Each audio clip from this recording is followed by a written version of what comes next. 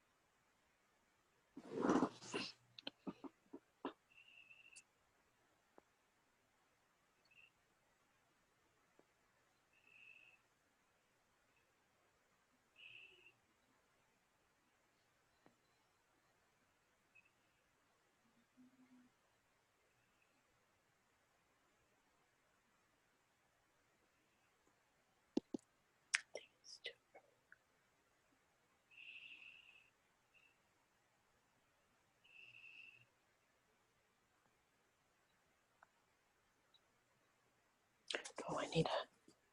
I need a pen.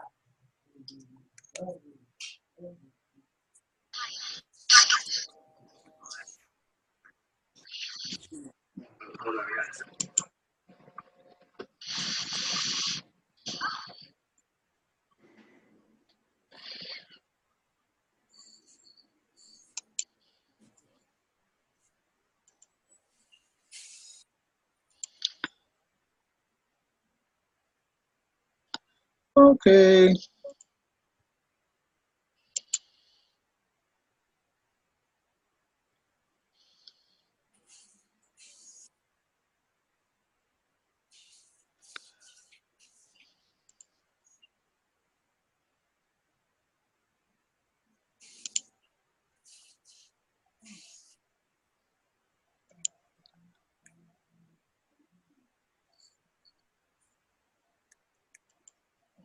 Okay.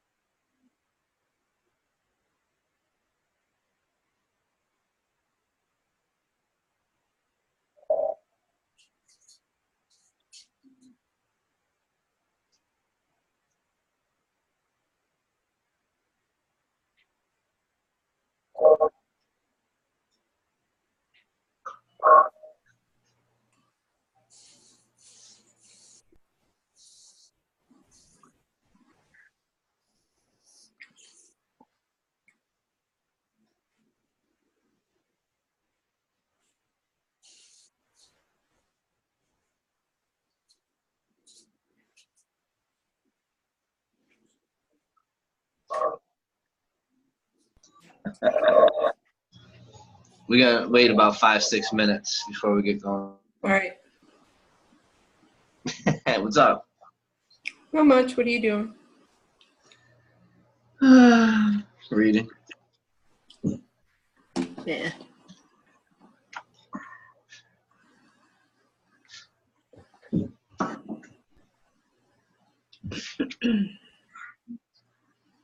Play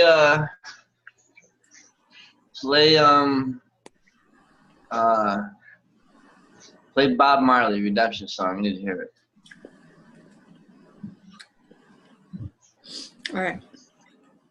Look.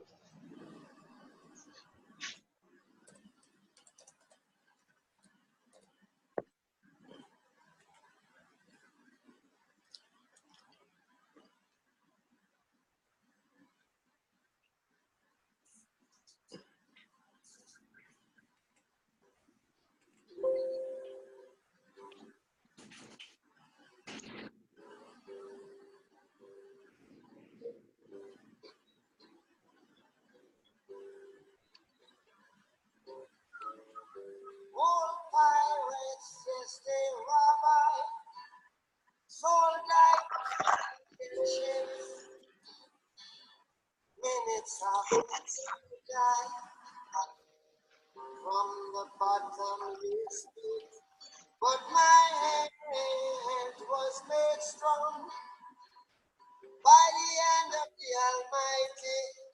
We forward in this generation, triumphantly. Won't you help to sing these songs of freedom? That's all I ever had. Redemption songs, redemption songs. Emancipate yourselves from mental slavery. None but ourselves, our mind.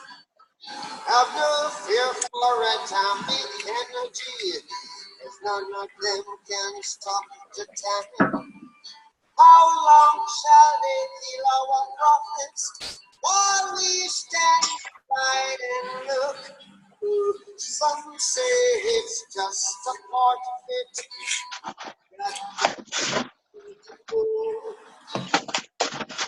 Too late to sing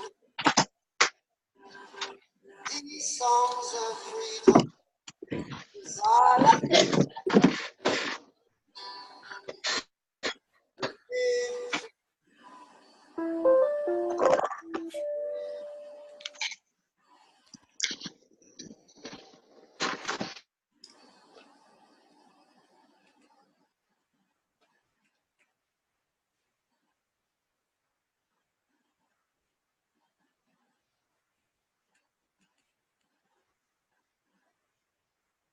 Why do you want me to keep on muting myself?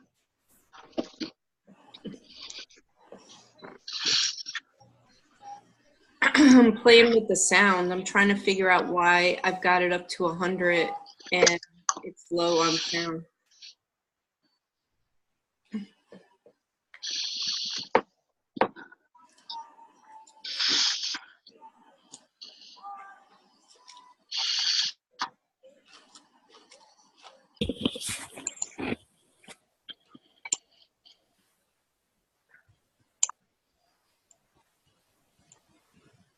Does your headset have a roll bar for the volume?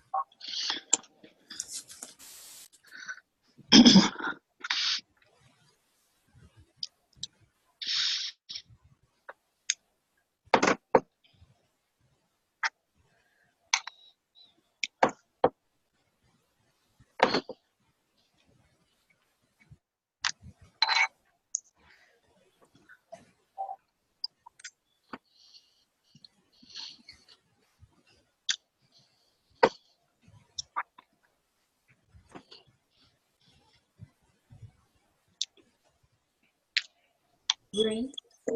Yeah. Black. I think his best.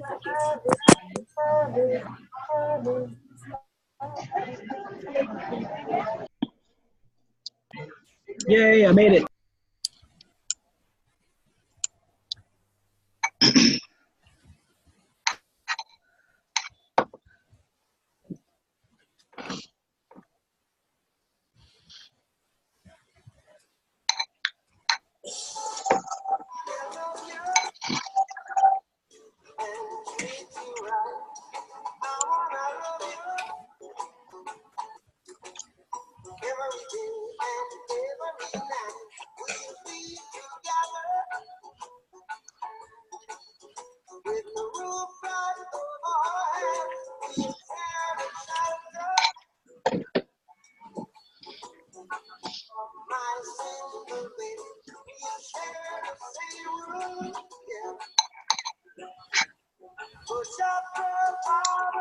All right, we can get going. You ready?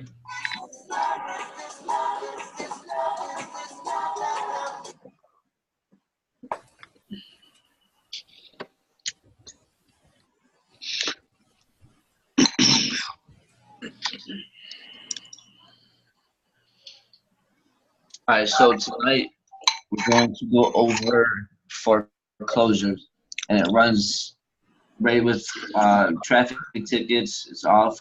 We're going to go over banking. We're going to go over court. and we're going to go over the bill of complaint and what you have to do, ag lien wise, revoke power of attorney, substitute the trustee.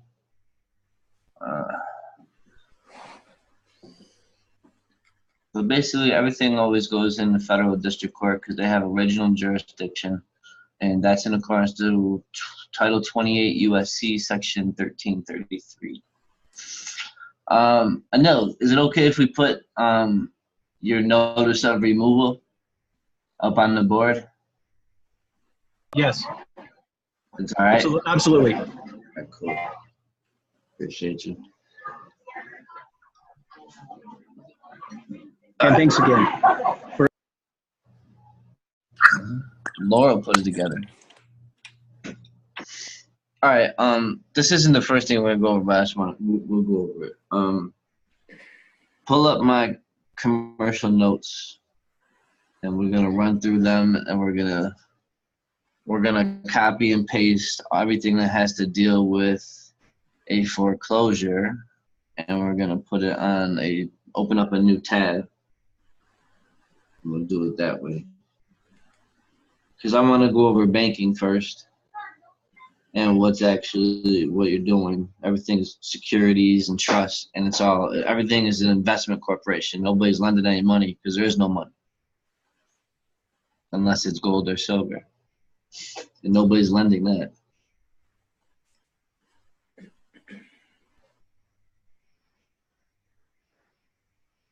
All right.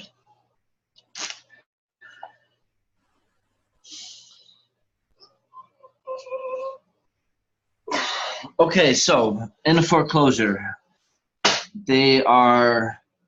what's basically happening is they're telling you that you left securities abandoned, and they're going to basically the CFOs know how to fill out 1099s. So they're going to fill out 1099A and mark that as abandoned so they can acquire it. And it's a 36-month trial period, so they wait 3 years before they consider it abandoned. So at the bank, if you're going in there asking for a loan, which is debt slave mentality, when you're going in there and asking for a loan, you fill out the loan application. The loan application has your name, a date, and an amount on it. Now, there's 4 things that are required to make it a bill of exchange: a name, a date, an amount, and a signature, a sign of nature.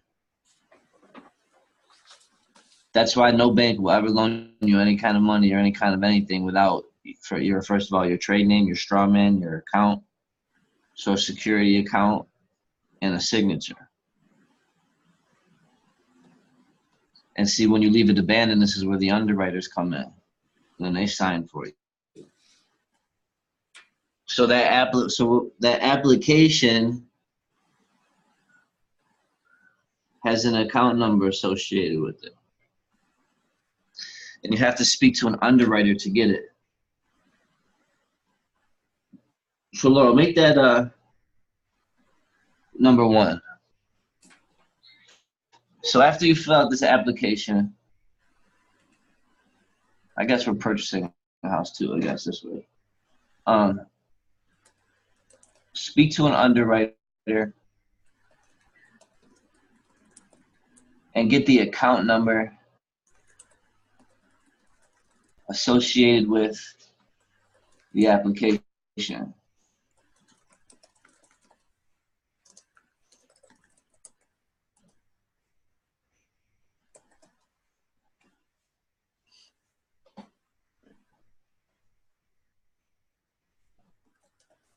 Because once you sign, that's basically the promissory note. They pull your credit, that's what funds everything.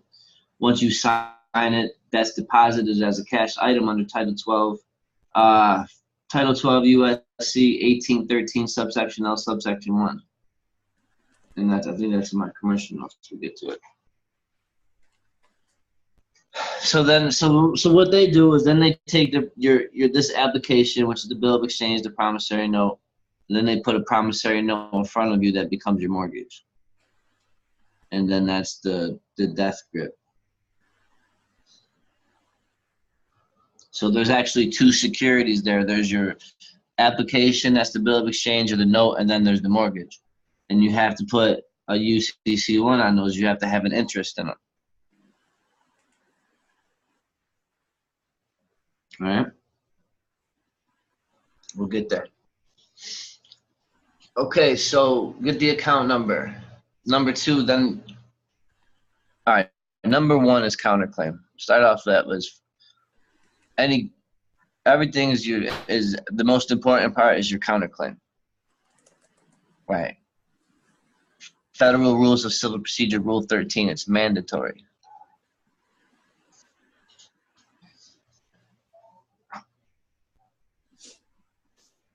Put Federal Rules of Civil Procedure, Rule 13. FRCP, Federal Rules of Civil Procedure.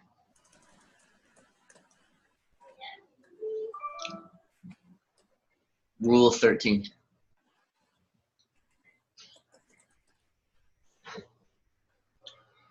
Okay, so the banks usually send the notice out. They're supposed to send a 1099-A, but they never do. I mean, that's the proper way to do it.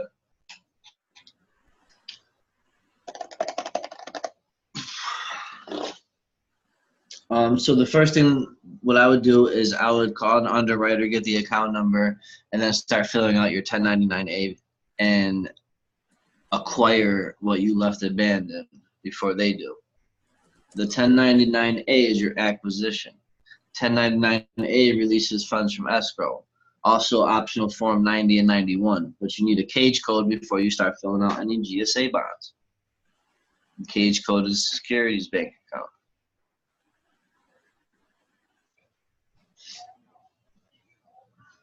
Along with your FINS number, so you write securities.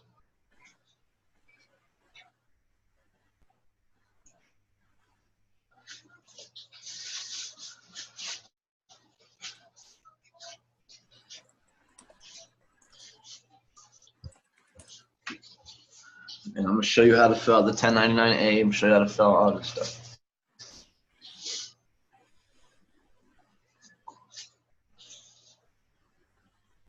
I think Sean charges $1,000 per ag lien.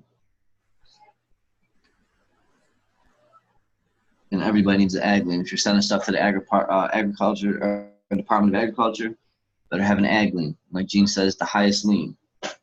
Your farm product.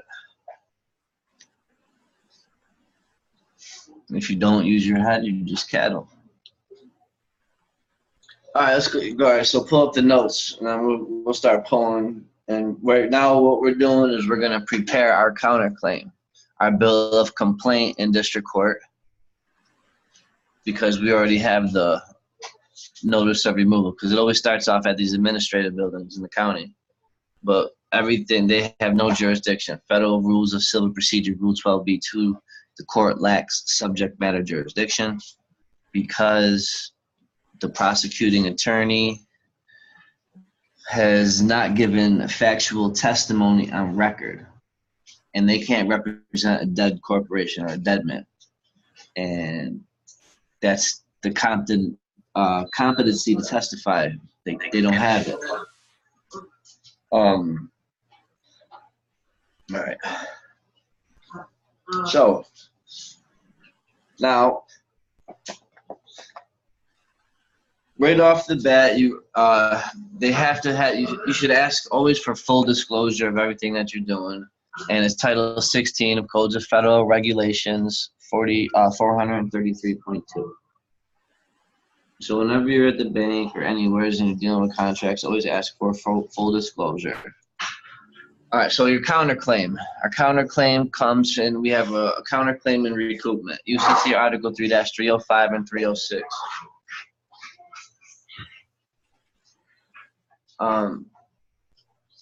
Laura, pull up UCC Article 3-305. So they can see it. Everything. And I learned all this from Gene.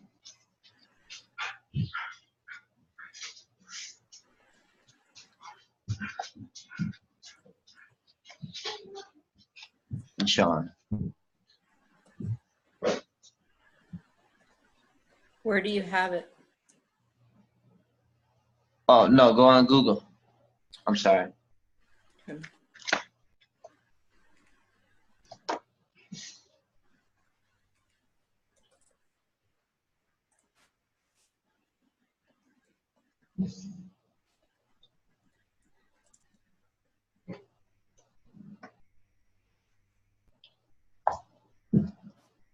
Three dash 305.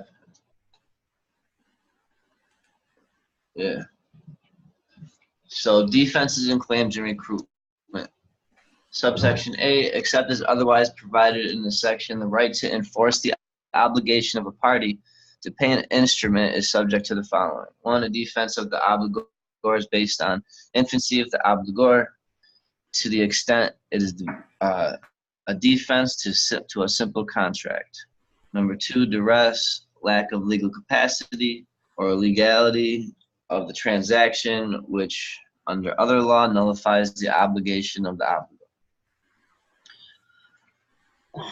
All right, I'm not going to read all that, but this is where our claims and our defenses comes from. It comes from UCC Article 3-305 and 306. Go down there to 306.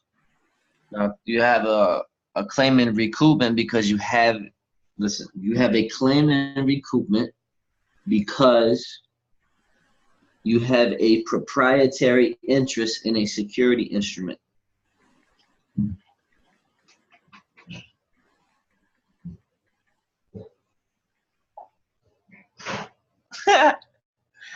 These lawyers on the right over here, we should call them up.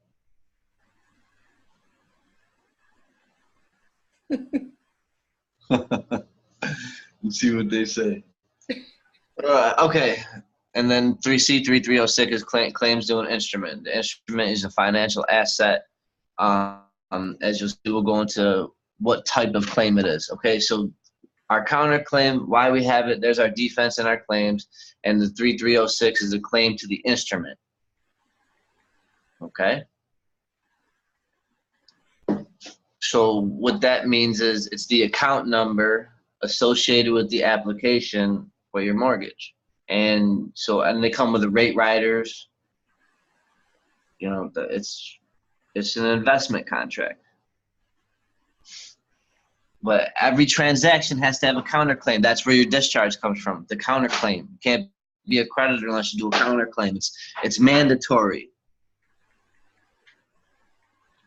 Okay, so now what type of claim is it? It's an adverse claim. An adverse claim is defined in UCC Article 8-102.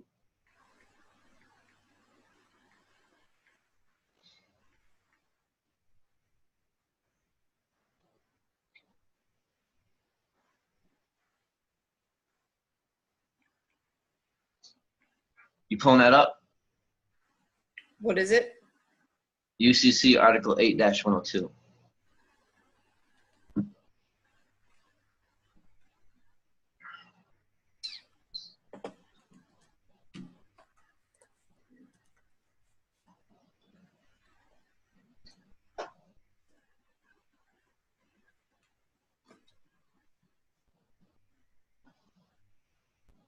And again, I learned all this stuff from Gene. And people, boom, and he just starts spitting out these UCCs and these codes, and it's all just on money.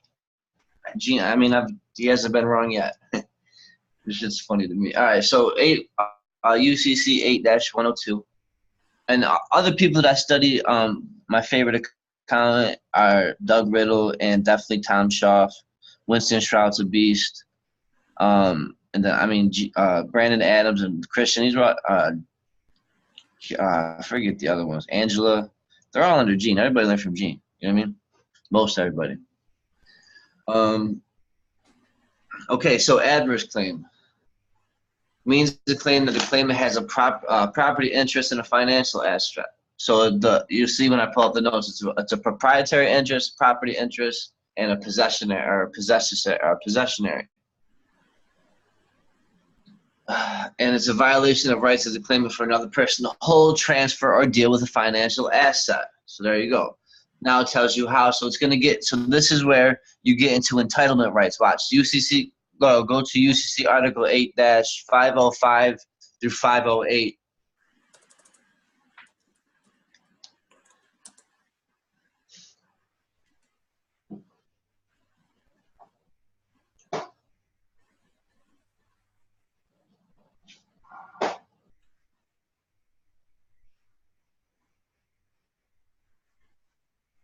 Okay. Number one, the securities intermediary acts with respect to the duty as agreed upon by the entitlement holder. Who's the entitlement holder? We are. Why? Because we have a security agreement and a UCC1 lien. We're the lien holder and we're the entitlement holder. So we're entitled to all the benefits because we're the executors and beneficiaries of the estate.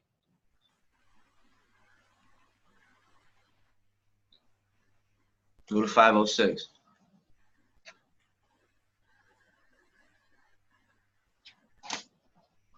Again, just get duty of securities intermediary to exercise rights as directed by the entitlement holder. Go to 507.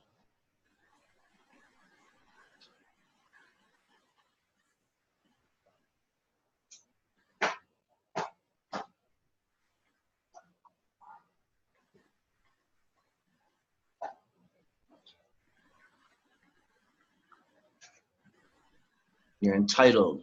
Go to 508.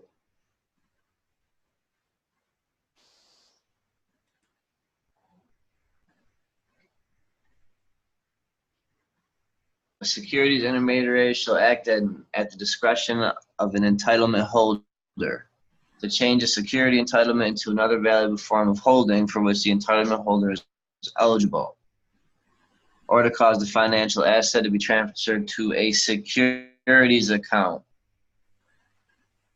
of the entitlement holder with another security broker.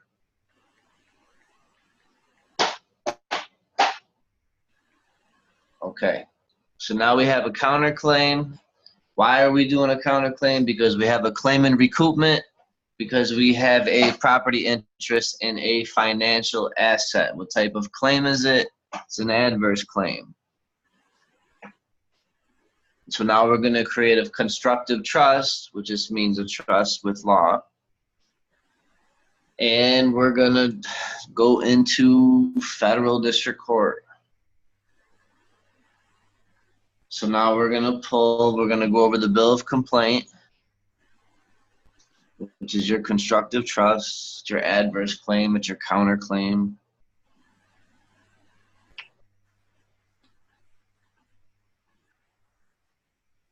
And all right, so go back to my commercial notes and we'll pull out everything that deals with a foreclosure out. And right there, see proprietary, possessionary interest in the no and proceeds. All right, go down. So pull that first big chunk out.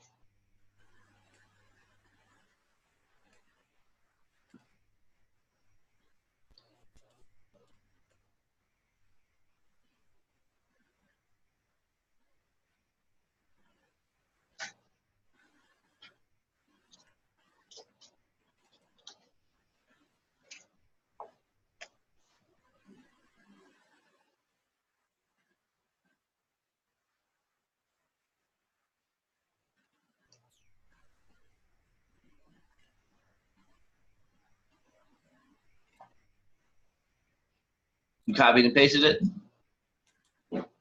Where would you like me to put it? Just open up a new template. We're just going to put everything that has to deal with, yeah, right there. Just anything to deal with a foreclosure, we're going to put off to the side.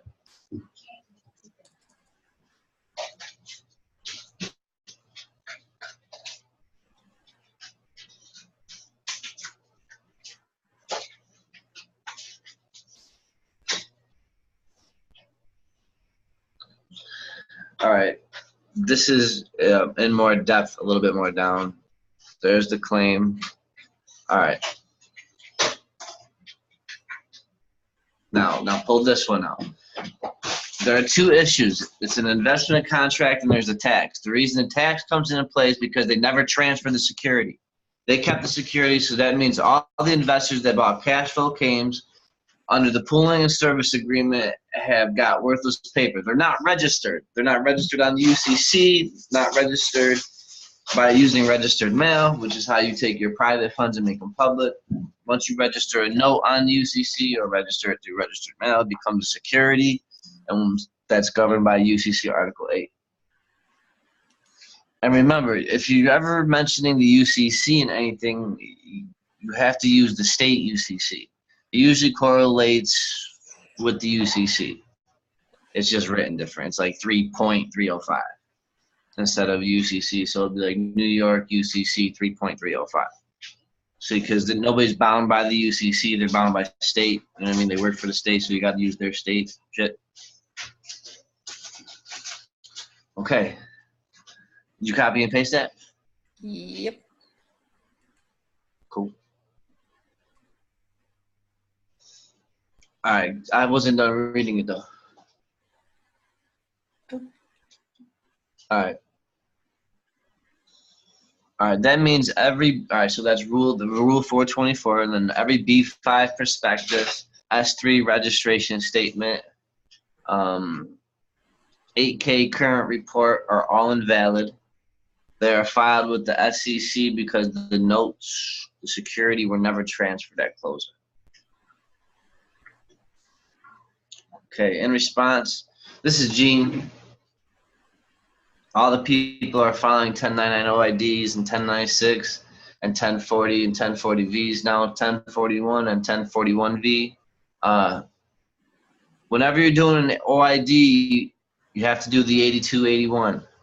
And there's IRS Publications 1212, page 2. And then everything is an OID under Title 15, Section 78C, subsection A, subsection 8.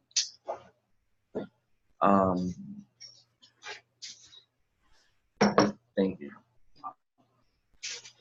And then read Title 26 of the United States Codes 1271 through 1288. Everything's an ID because everything's a public debt instrument.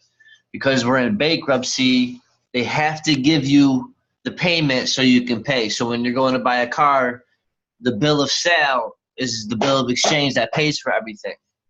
Now there's a certain accounting method that you do that sets that off. And I don't know if I have permission to go over that yet.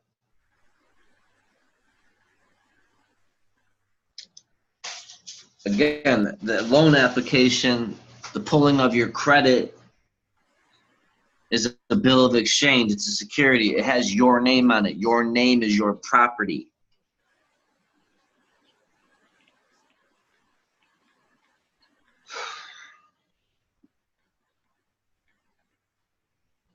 Hold on, I didn't eat, so I got a little bit of soup over here, lentil. It's been a long day, man. I just had my lunch like 5 minutes ago. So. And it looks like Anil's busy over there too. Anil's freaking out. He thinks he's gonna go do it. What was that again? Nothing. I'm grubbing every. You know, PJ, I've been reading over declaratory judgment actions with the Security Exchange Commission to remove all the controversies prior to ever going into the federal district court, where the decree is a final judgment and it's administrative, so hearsay is allowed without having to prove anything. So I'm looking into exercising the declaratory judgment action by petition and memorial, and then going to an administrative hearing under the Social Security Administration or the SEC or the Department of Agriculture and have them make determinations on the rights, duties, and obligations. First of all, recognizing that I'm the OID issuer, and then having a declaratory judgment. I'm not trying to punch holes in what you're doing. I'm just bringing a perspective in it all. So I don't want you to think that. No, that sounds awesome. Hey, Peter, I get it. What's I've up? got a question. This is Larry. I did the 1099 OIDs and I filled out the 1040. I messed up listening to someone else and filed single when prior to that I filed married. So of course they sent me a frivolous letter, which I can care less about, but they want me to cancel the whole thing, which I'm not going to do. So I have to amend it. But because I have a 98, do I need to fill out a 1041? Yeah, I would. Okay, so should I cancel the 1040 just altogether when I amend it? Is that Yes. how you do that? Yes. Okay, so cancel that and then turn around and fill out a 1041. Yes. Do I need to do another 8281 and another 1040V and 1099 OID? 1041V. Right, okay. I'm sorry, 1041V. See, I need to- you need, all right, so when I use these, when I use the 1041s, I use my estate number on there. Okay, Because, see, all right, you're supposed to liquidate your estate. so you have to liquidate your estate I first. believe a little birdie told me that look up IRS. Laura, look up IRS form 966.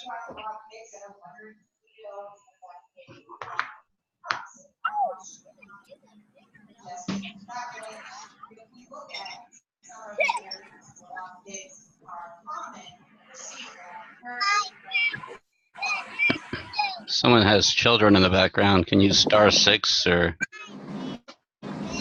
mute? Nah, they chilling.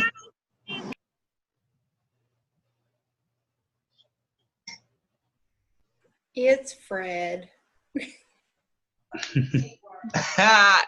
Doc. All right.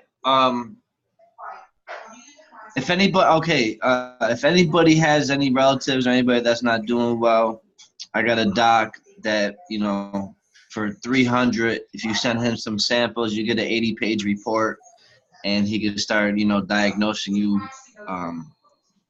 naturopathically. I'll let him, privately talk to you about certain things. I'm not going to give all his juice away like that. So if you guys need anything health-wise, let me know. I got the best doctor in probably the world to do it. Redeem you.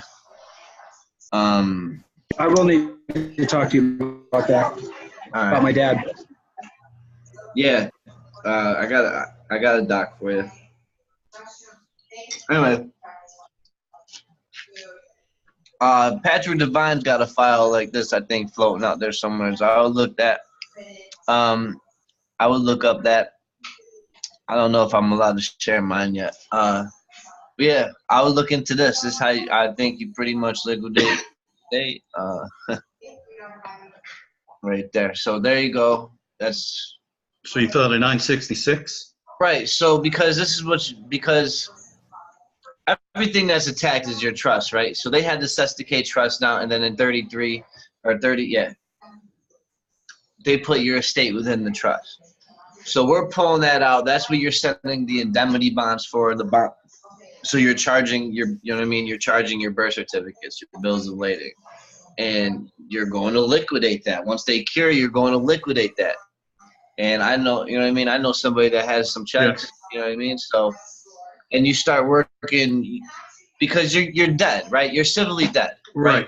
You're going to get a death certificate. So now you get an 82 estate EIN from the IRS, or an 83, same thing.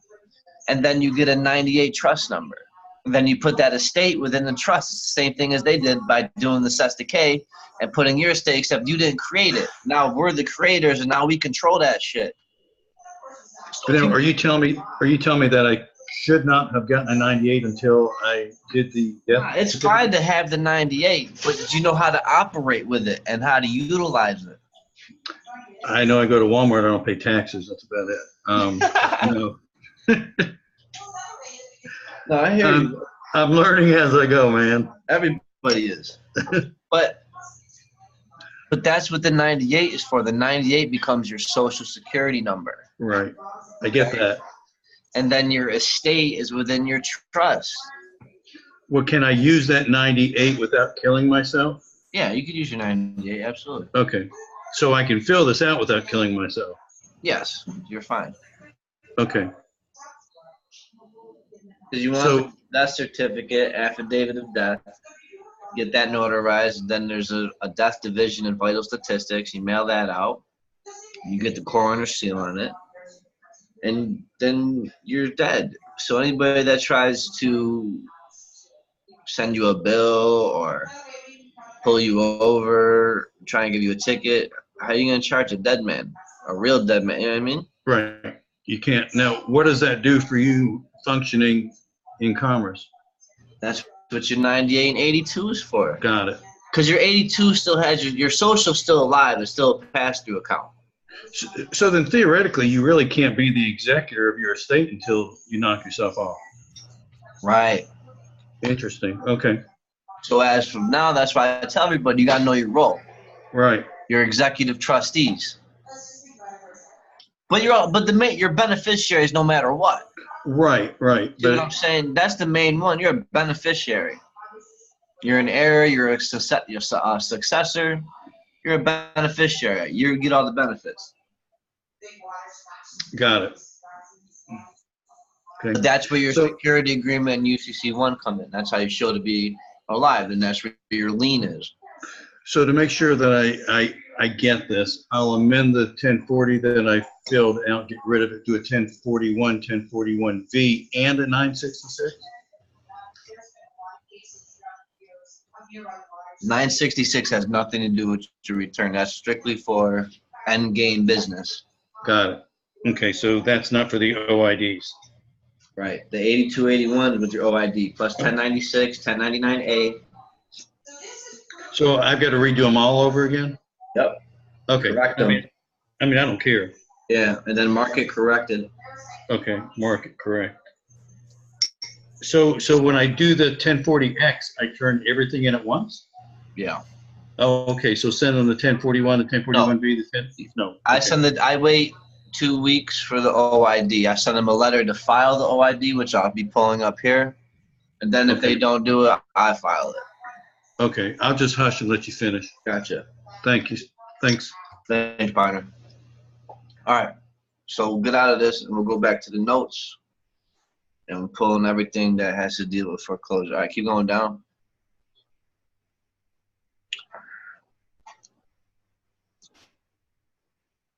This is all right. So this is where your executive letter comes in, and then your power of appointment acts. This is where when you're filling out IRS Form 56 and you're appointing them the trustee.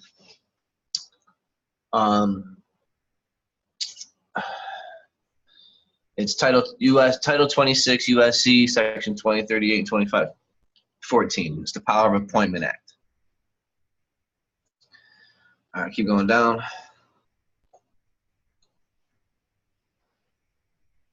All right, so this is another Gene one. This is the actual Internal Revenue Manual. Talks about Form 10492. Notice of federal tax due. That's under Title 31 USC 3713. The Uniform Trust Code, Section 406 and 407. It tells you how to form a trust. You can do it orally. You have the Power Appointment Act, and it goes over the same. You're the donor and beneficiary because you're donating everything. You know what I mean? Even your signature.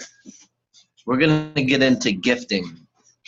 Gifting, that's the biggest thing, is being able to gift something to the United States as a donation to reduce the public debt, and then you claim it. And I'm pretty sure that's how you do your $11 million a year for your state, IRS Publications 950. You just have to learn how to claim things, right? So how do you claim something, right? You fill something out, like your mortgage your loan application, get the account number and fill out the 1099A. Don't leave it abandoned. There's your claim.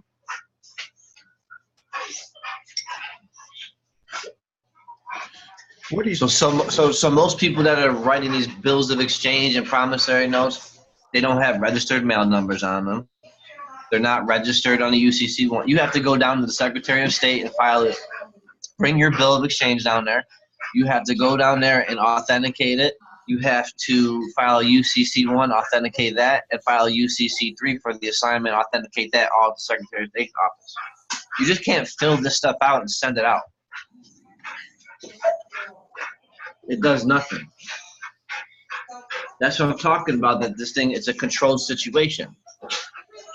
They're not just going to hand you $10 million. The lottery shit that you see on TV, it's all bullshit.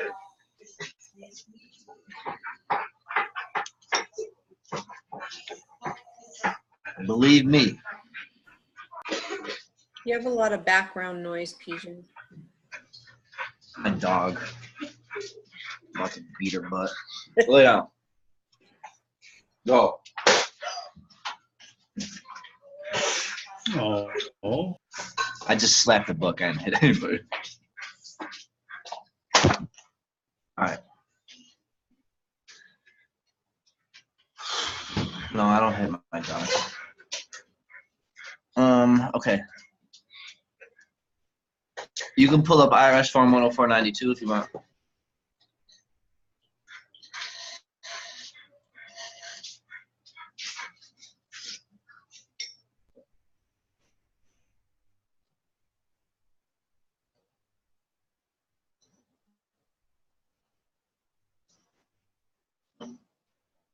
Yep.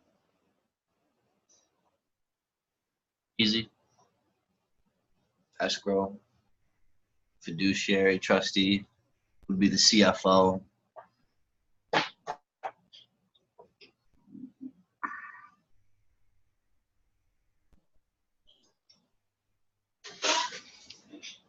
All right, go down. I think it's just one page, right?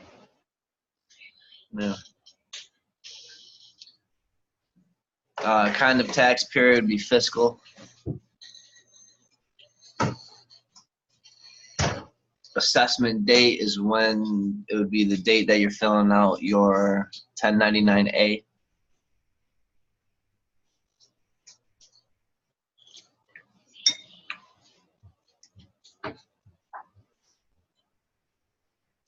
And then again, Accounting for Dummies has the 9 books in it, and it has all this accounting in it: accrued interest, dividend payouts, assets, liabilities, common stock, preferred stock. It goes over. I mean, it's a very, very, very, very, very good book. All right, that's 10492. And what that's for is basically the transfer tax. And Gene talks about it. Gene sent the tax bill. Are you saying in a foreclosure we should fill this form out? Yeah, I would. Okay. PJ, I can send you the 2373 and the 4490 as well. That goes along with a 10492. Thank you. There's a study about IRS claims against deceit in estate, and there's an elder law publication for the fiduciary not to get in trouble. There's a 4810 for the IRS to come in and do a prompt assessment, and that's how you invoke the IRS to come in with their insolvency officers to do an evaluation of the estate. Amazing. I'll send that off to you. Thank you.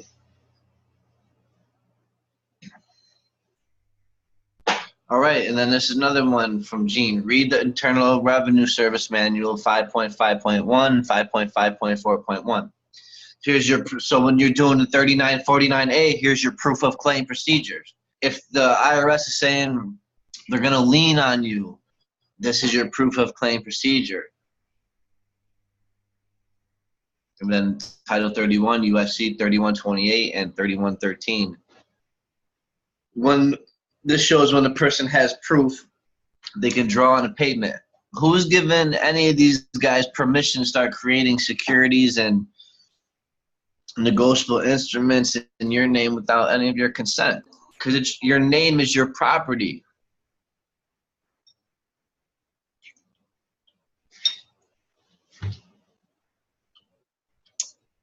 Complete claim. That's a good one.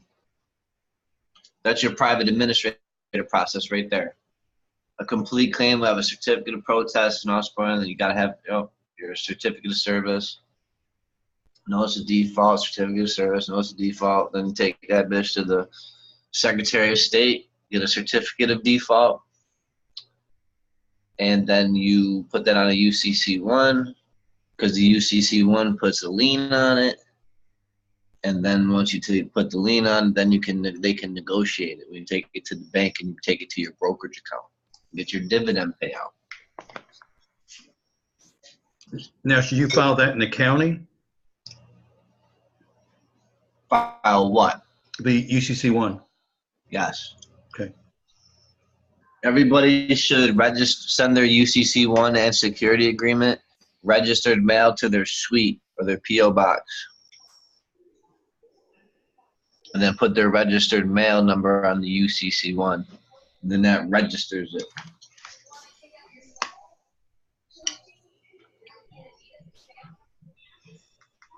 All right, keep going down, Laura.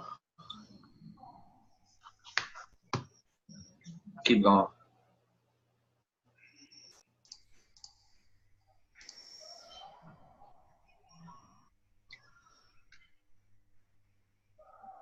Keep going.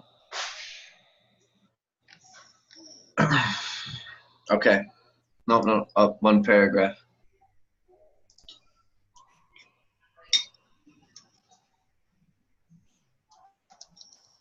Now, remember at the top when I said they have to have a disclaimer in it, full disclosure, Codes of Federal Regulations 16433.2. None of the applications have that disclaimer in it. That means there is no holder in due course. Because if you read UCC 3-302 of the UCC, a holder in due course takes it free of all claims and defenses that the payer could assert against an payee or assignee or transferee. They don't take it free of that. They take it subject to your claims and defenses. Claims and defenses, UCC 3-305 and 306. Okay. So, all right, so this next one, I want you to copy and paste this one.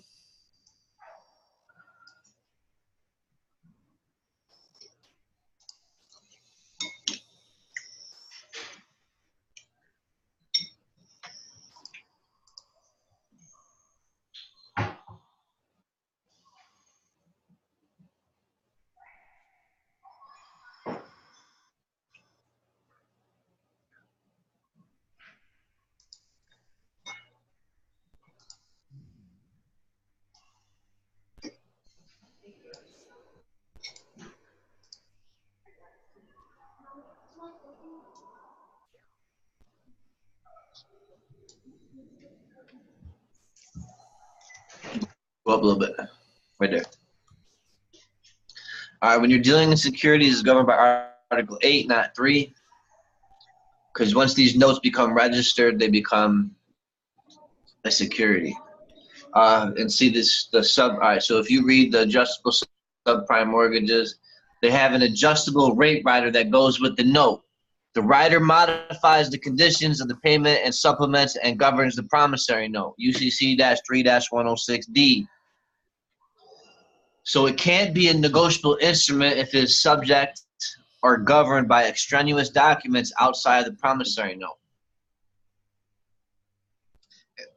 So they make the promissory note subject to the adjustable rate rider and the deed of trust. And Gene says there's a dozen cases that say all mortgage notes are non-negotiable instruments. And if they're non-negotiable, they're not governed by Article 3. They're governed by general contract law. And then he goes specifically restatement of law, second series, under contract section 164, which has to do with misrepresentation, which means it's subject to rescission.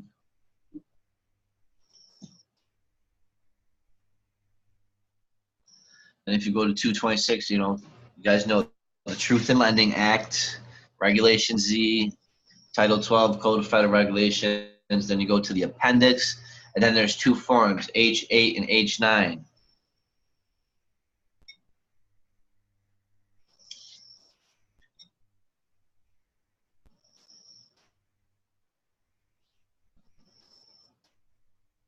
Read on.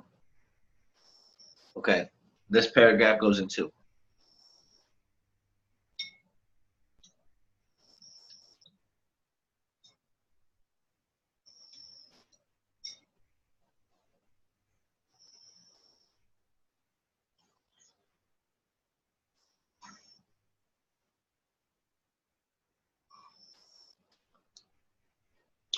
All right, the lender has to give you the form to rescind. This is all in the Truth in Lending Act. Then people say, well, it doesn't apply to residential mortgage loans. But if you go down to Section H, it says that foreclosure, you have the right to rescind the loan transaction if two things occur. One, there was no mortgage brokerage fee charged, which means they would have had to brought a security broker in, and you would have had to kick them for that. You see me? Feel me? And then two, you were not given notice of the right to rescind. So I'm pretty sure the banks never tell you you have the right to rescind unless you're reading the contract. And I know nobody reads the contract. That you guys hire lawyers, you guys ready just to get approved for that loan, and then once you get approved, you're ready to go out and start kissing babies and shit. You know what I mean? I get it. But it's better to run your own estate and don't trust anybody with any of your money. Don't trust anybody to invest any money for you. Do everything yourself. Don't trust, know as much as you can. You know what I mean? But I trust no one with my life, especially these military doctors in these state ward hospitals and these state attorneys. They know procedure. They don't know law, though. They're going to learn today.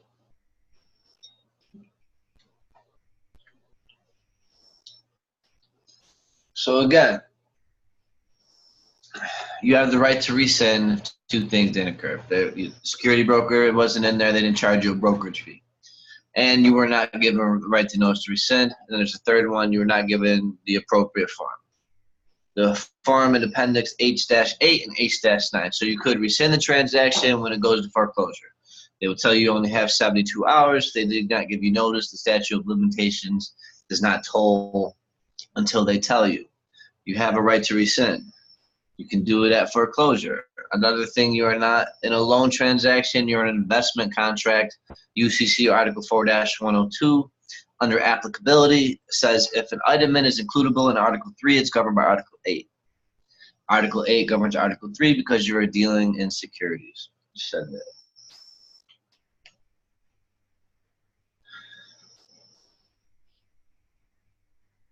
And then see, well, Gene, what you have to do, you do a claim and recoupment under 306 to the proceeds and the right to rescind the negotiation. And you have a possessionary and property right in the proceeds of the investment contract.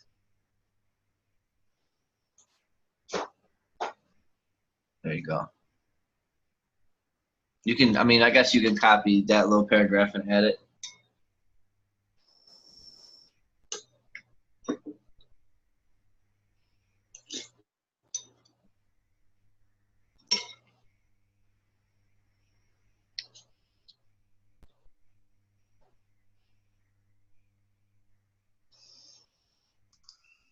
Are you going to upload this afterwards, PJ? Upload it where? You send it out to you guys? Yes, yeah. Yeah. Cool, thanks. Okay.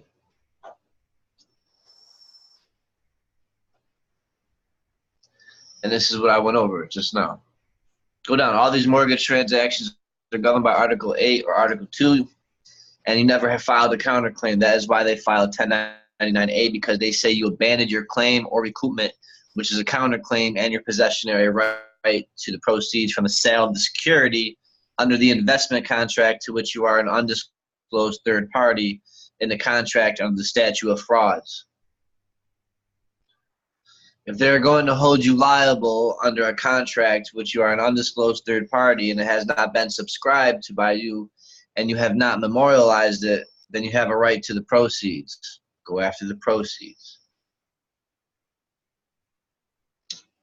Okay, so this is what I was talking about when you were in court and they're not competent enough to testify, so everything is hearsay because the real party of interest is the International Monetary Fund. All right, read the dead man statutes, which were codified under probate law, Rule 601 under Federal Rules of Evidence. It goes into competency to testify. They're incompetent to testify for a dead person. Who is a dead person? The corporations. They are dead because they're not real. What an attorney does is they testify on behalf of all these banks, and if you do not raise the objection, you lose the right. Objection, Federal Rules of Civil Procedure, Rule 12b2. Objection, hearsay, not the real party of interest, just a debt collector. I wonder how long that can go on.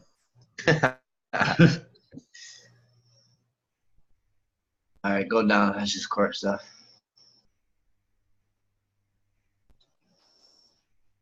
All right. No, keep going. This is where 706 and 709 come in. Everything's a class 5 gift, and that's under the right here, the 0209 decoding manual. Yep, right here, 706, 709.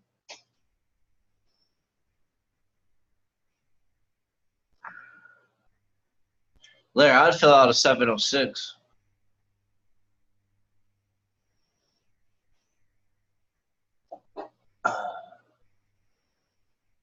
All right, there are two types of taxes. Form 706, it's a generation skipping transfer tax. That's like 30 pages. And then there's Form 709, it's like 2 pages. It's a gift tax form. There are 2 types of taxes, generation skipping transfer and gift tax. If you go read publication 950, it's now 5.5. You have one on the gift. You have 2 of them, so it's 11 million. And then once you have in the state and you do a DMB, then you have 22 million, and you get it every year. No, are you telling me to fill out a 706 instead of a 1041? I'd fill out the 706 and the 1041. Fill them both out. Yeah. The 1041 is the claim. That's how you get your treasury check. That's the 1041s. The 1040 is a tribute to Britain. Okay. Fuck. I can show you where that law is if you want. But anyways. That's okay. Another time. Cool. All right, so right here, this is another gene. So UCC Article 4, 104 defines the originator of the first funds transfer. So when you hear me say about 95 cash flow statements, the B5 prospectus, the security, everything comes from your account. And the cash flow statement shows that. Okay, so 105 in UCC tells you who the issuer is and the issue. Under subsection A, it defines what the issue is. And subsection C defines what issuer is. The issuer is the drawer and the maker. That's us.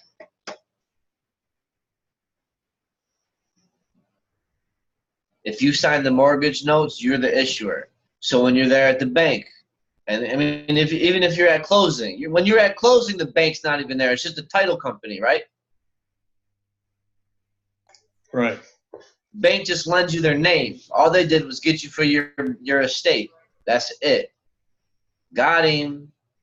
And now MERS is tied to the judge's pension fund, so the judges are pushing foreclosures hard. And foreclosure is like the really honorable thing to defend because, I mean, you're a scumbag trying to kick people out of people's houses when everything's prepaid. But, I mean, I don't think they know that, though.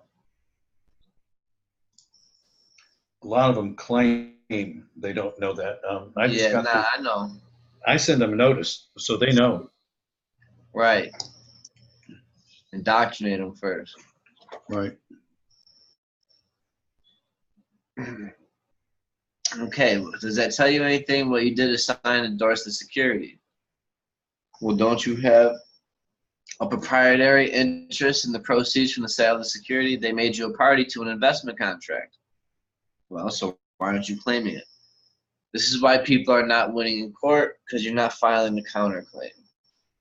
This is we went over the adverse claim, the claim that the claimant has a property interest in the financial asset, and that is a violation of rights of the claimant for another person to hold. And then you start getting into estate embezzlement. or deal with the financial asset, and then boom. 8-1029, a financial asset is a security. You got a property interest in a security, the property is your name. And you have a security agreement, UCC1 lien on it. And then UCC 3-306 goes in and we went over the property interest.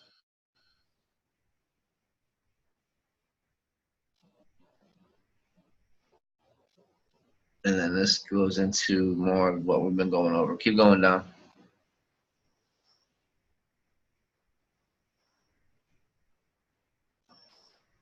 And then we're getting 3305 with subsection C. That's the important part. It says that the obligor is not obliged to pay the instrument if the person seeking to enforce the instrument does not have the rights of a holder in due course. What does that tell you? If they're taking it subject to your claims and defenses, then they are a holder in due course. No. Doesn't that say that you don't have to pay it? They don't have any standing. Right. Keep going down.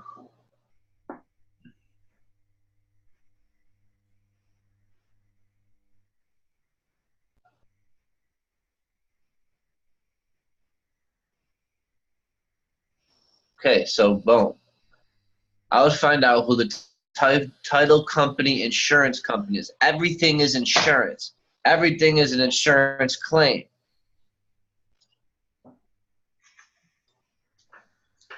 When you don't want to sue people and stuff like that because they don't know what they're doing. They're just robots.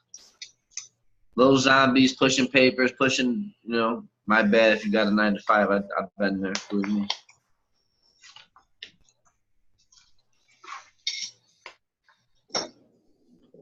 All right.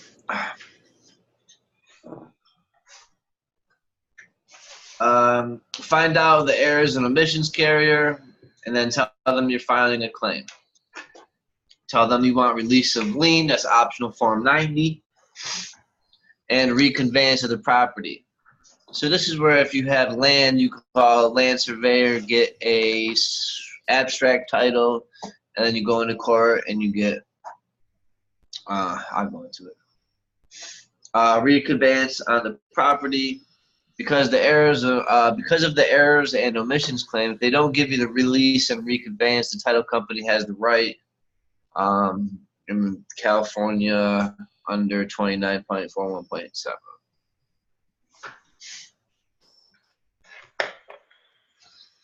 Okay, so when you're donating, this is the donation, a top gift and estate tax attorney, a donation of your property to the county. Your mortgage is a donation under Title 26, subsection B, subsection 11, subsection A, subsection 4, section 2055. Then you deduct the entire amount. It's a 100% tax liability. And it should be reported as a donation, so you're not getting the donation. Treat it as a donation. All monetary transactions are donation. There is no money. And then this Title 26, subsection A, subsection 1, subsection B, subsection 4, section 141, defines what a private debt instrument is. And then you force them to pay the tax due an OID. And then we see this is why I have to study securities. And again, the call reports and margin calls.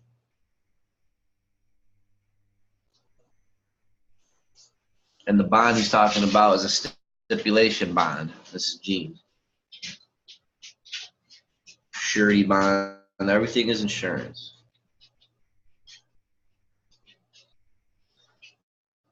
And then the capital transfer tax, that's Form 10492.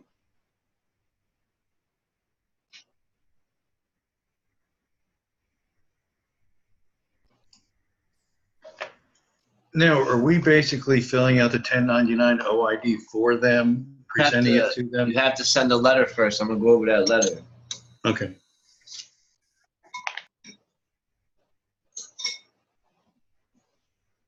Laura, pull up this letter for Larry. Hold on.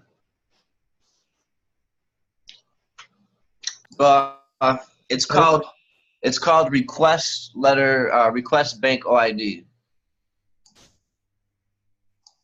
It's in PJ Docs.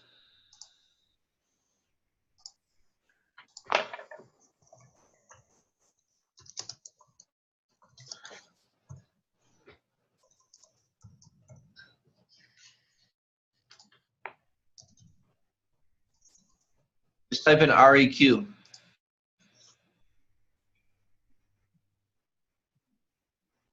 No. Does Laura still have the alphabet around her room? All right, go down. Expand the name out so I can see him.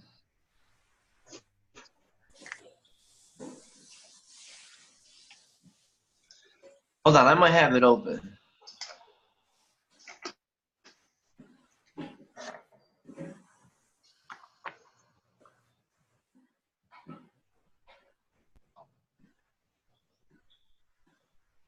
No, no, no, no, no, no.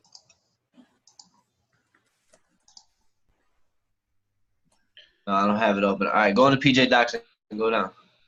You need to download a program called Everything.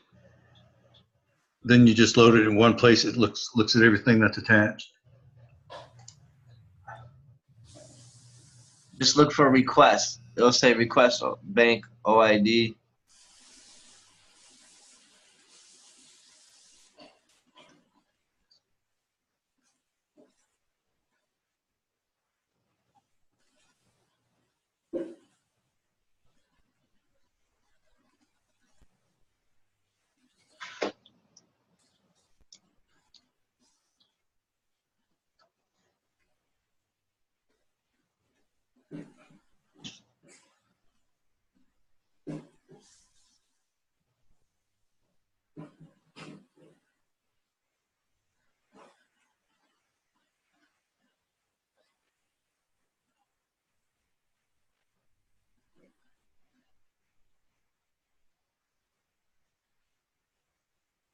I'm looking at it on my computer. I'll find it. Hold on.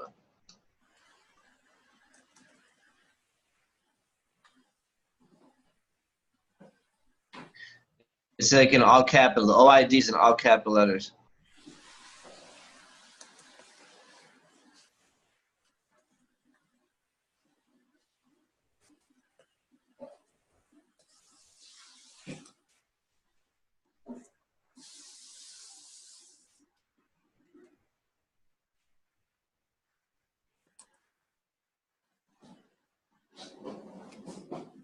I just had it open today too.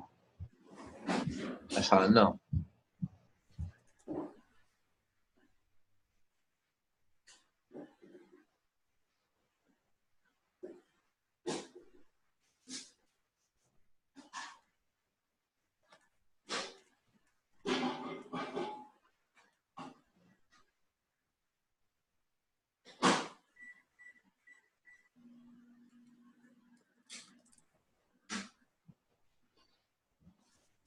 Come on. Here. Is this it? Maybe. Pull it up. No.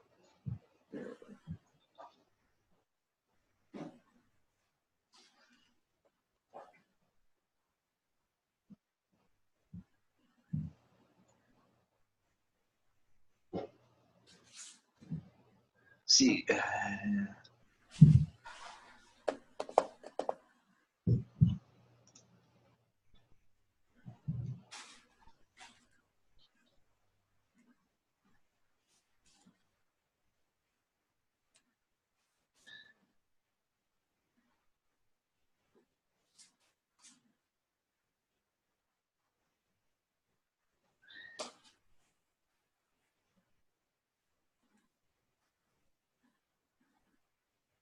Guidelines.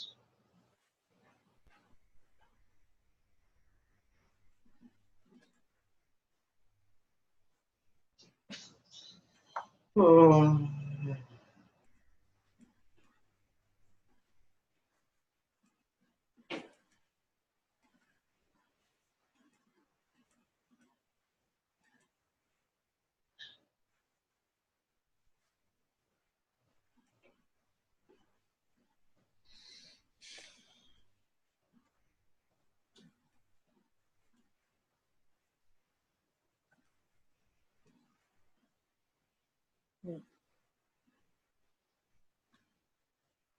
Oh shit. All right, type in 267 401 253.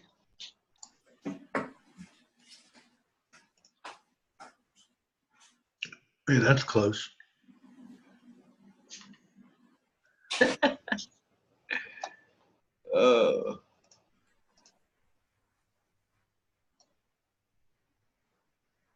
So here's your OID letter that you sent to the company.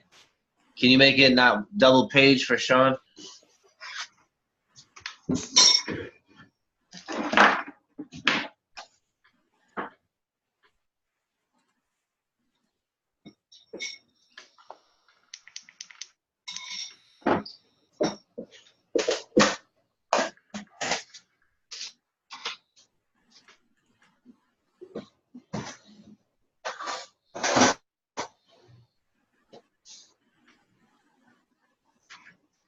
Cool.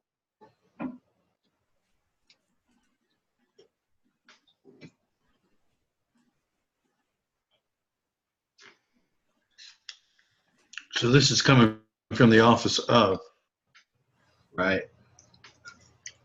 And can you do the office of if you're not dead? Yeah. Okay. Because you can fill your 82 out. You can't open a bank account. You don't have your letters testamentary yet. Right. But you can still make the claim of executor with an executor letter. Cool. Also IRS Form 56, the one that we did, appointing yourself as an executor. Got it. I also have. You want to see a boss boy? Here, keep this here. You want to see a boss boy document? Yeah. Type this in. Here, I'll pull up one of Winston's documents. You want to see how a boss goes into court?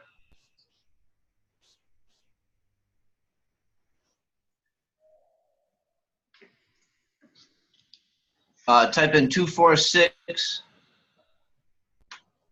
758 773. Are you going off memory?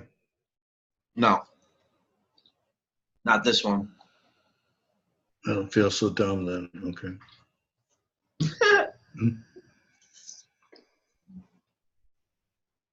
Hold on.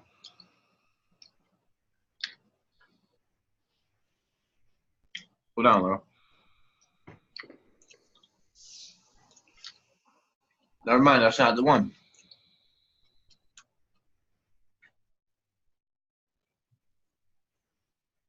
I lied.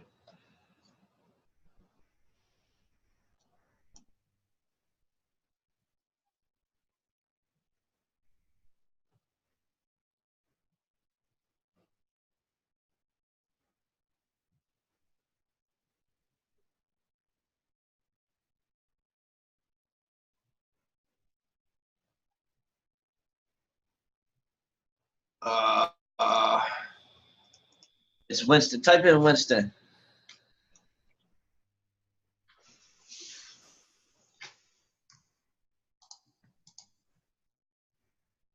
Or fiduciary appointment.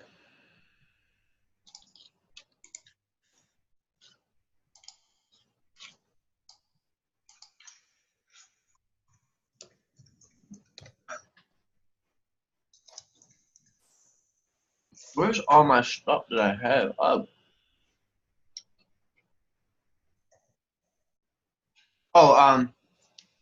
Type in 307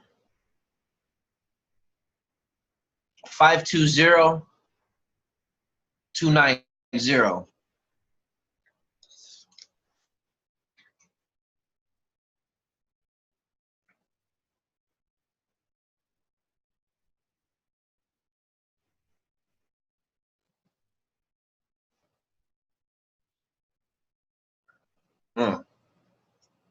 All right, comes now. Winston Shaw, real party and interest. Third party interest intervener. Now, what that means is that's Federal Rules of Civil Procedure Rule 24A.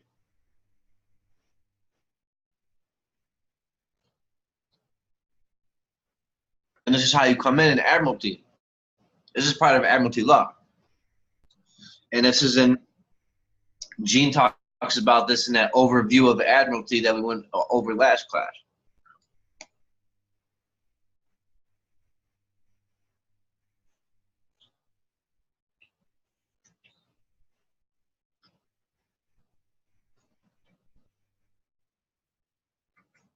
I'm not going to get too involved in it, but I'm just going to let you look it over.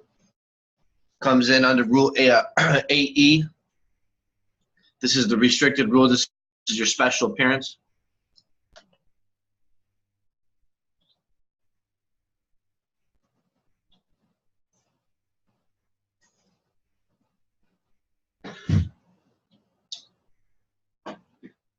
But you just can't send an IRS Form 56.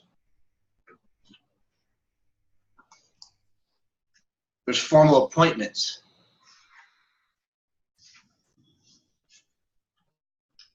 So when requesting the OID, you send one of these as well. All right.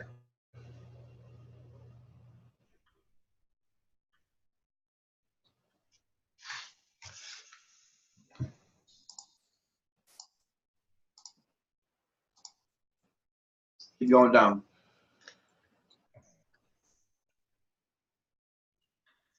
Whereas said fiduciary responsibilities are to exercise scrupulous, good faith, and candor towards and for the benefit and on behalf of Winston Strout. Last name. Or that's his first and last name. All right, settler beneficiary. The exclusive. Fam, where you going?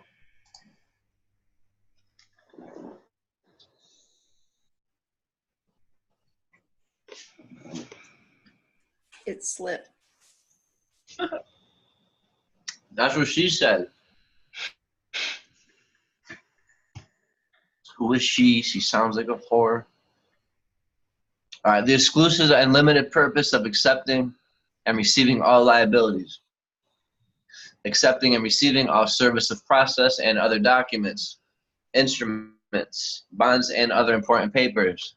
To appear and discharge, settle, and close all matters material to above referred debtor in all capital letters assemblages. The same shall be by order of Winston Strout, settler beneficiary, or other delegated of appointee of Winston Strout, including assignments for on behalf of the principal.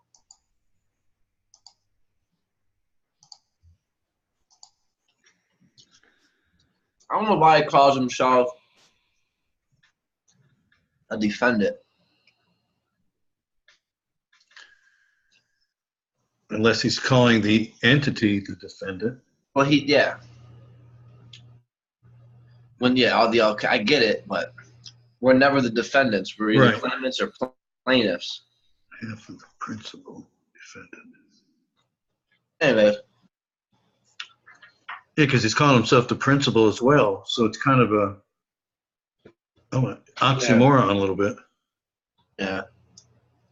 All right, including any alphabetical or numerical variation, therefore is described requisite to faithfully execute said appointment, fully, faithfully, especially under this appointment. Said fiduciary shall investigate and report to the U.S. Attorney General any and all acts which may be evidence of felonies, acts committed to include but not limited to any and all GSA bonds issued against the estate of Winston Strout by parties known or unknown as qualified heirs. Qualified heir. What's in that read? Laura, go to secure creditor 1. It's going to bother me. I got to look this up.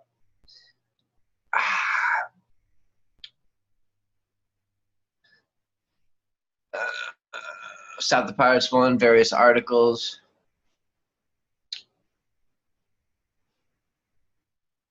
Go to our man's day in court.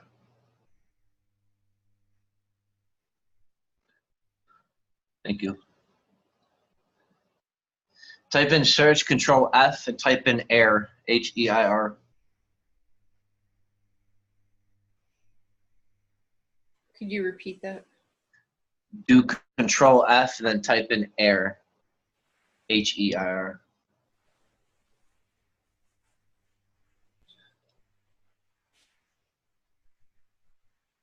Or did I spell that wrong? I before E? No, that's correct.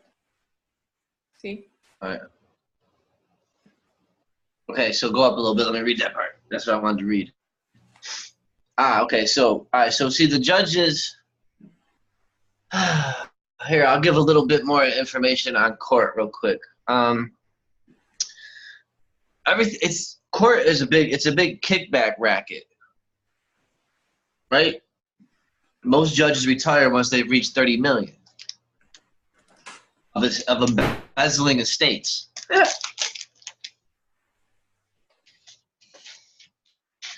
And then, it's just fun. It's always in front of your face. That's why when all these G's and they talk about going to do a bid, you have a bid bond in court that you have to redeem. If you don't, then you're going to go do the bid.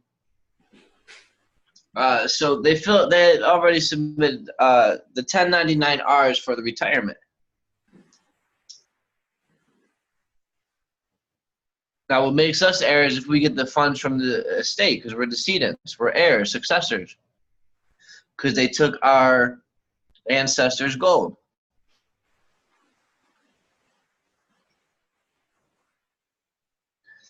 So this is why Gene enforces taxes on them.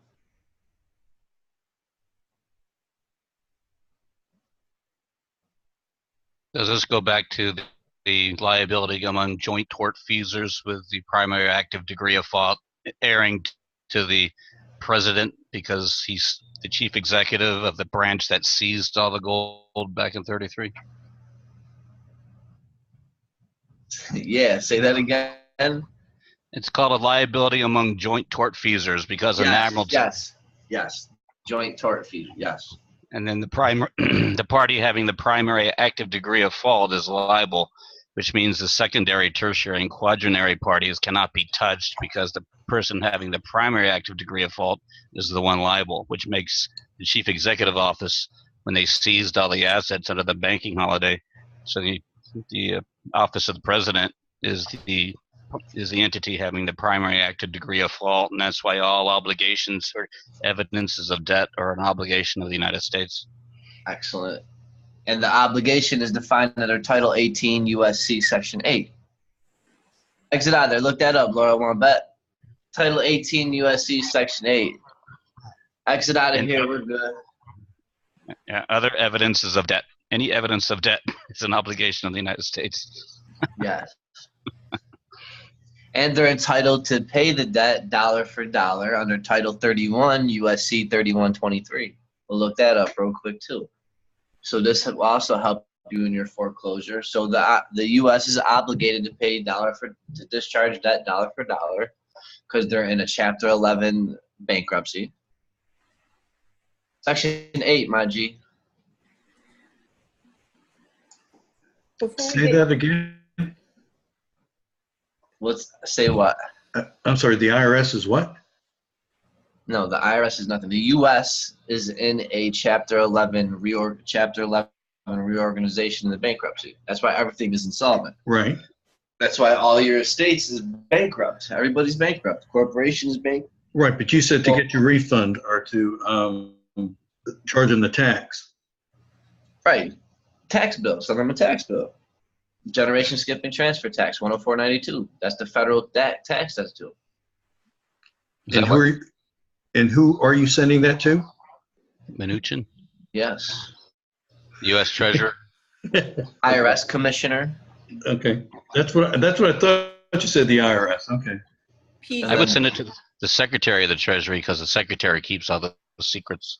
And the commissioner and to the local director. And does that come from the office of? Of what? Can you? The office of the executor. Always. You always send an executor letter with your 82 estate EIN from the IRS and then has your name on it saying that you're the executor. Okay, so send them a copy of that letter. Right. Cool. PJ, Okay. Before we go forward, Anil is having technical problems, but he wants to know, how do we change our defendant status to other? I am the defendant and don't want that. I don't want to go into court and make them run. Also, are we using the fee schedule in the UCC for claim to claim for damages? All right, hold on.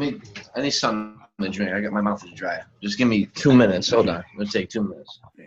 Did Anil do the magistrate There you demand go. 3 Yeah, times? Sean, go ahead. Talk to him. Did Anil go to the clerk where the court's supposed to happen, and the hearing's supposed to happen, administrative hearing's supposed to happen, and ask to see the magistrate 3 times and get denied? I don't know if he can talk or not. He can't, but he can type. Go ahead, Anil. Can you answer that? Where's the chat? There's.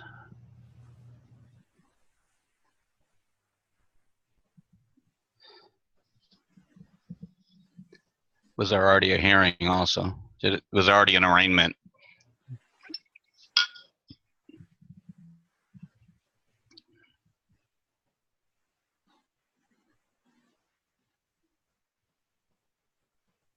Where's he typing?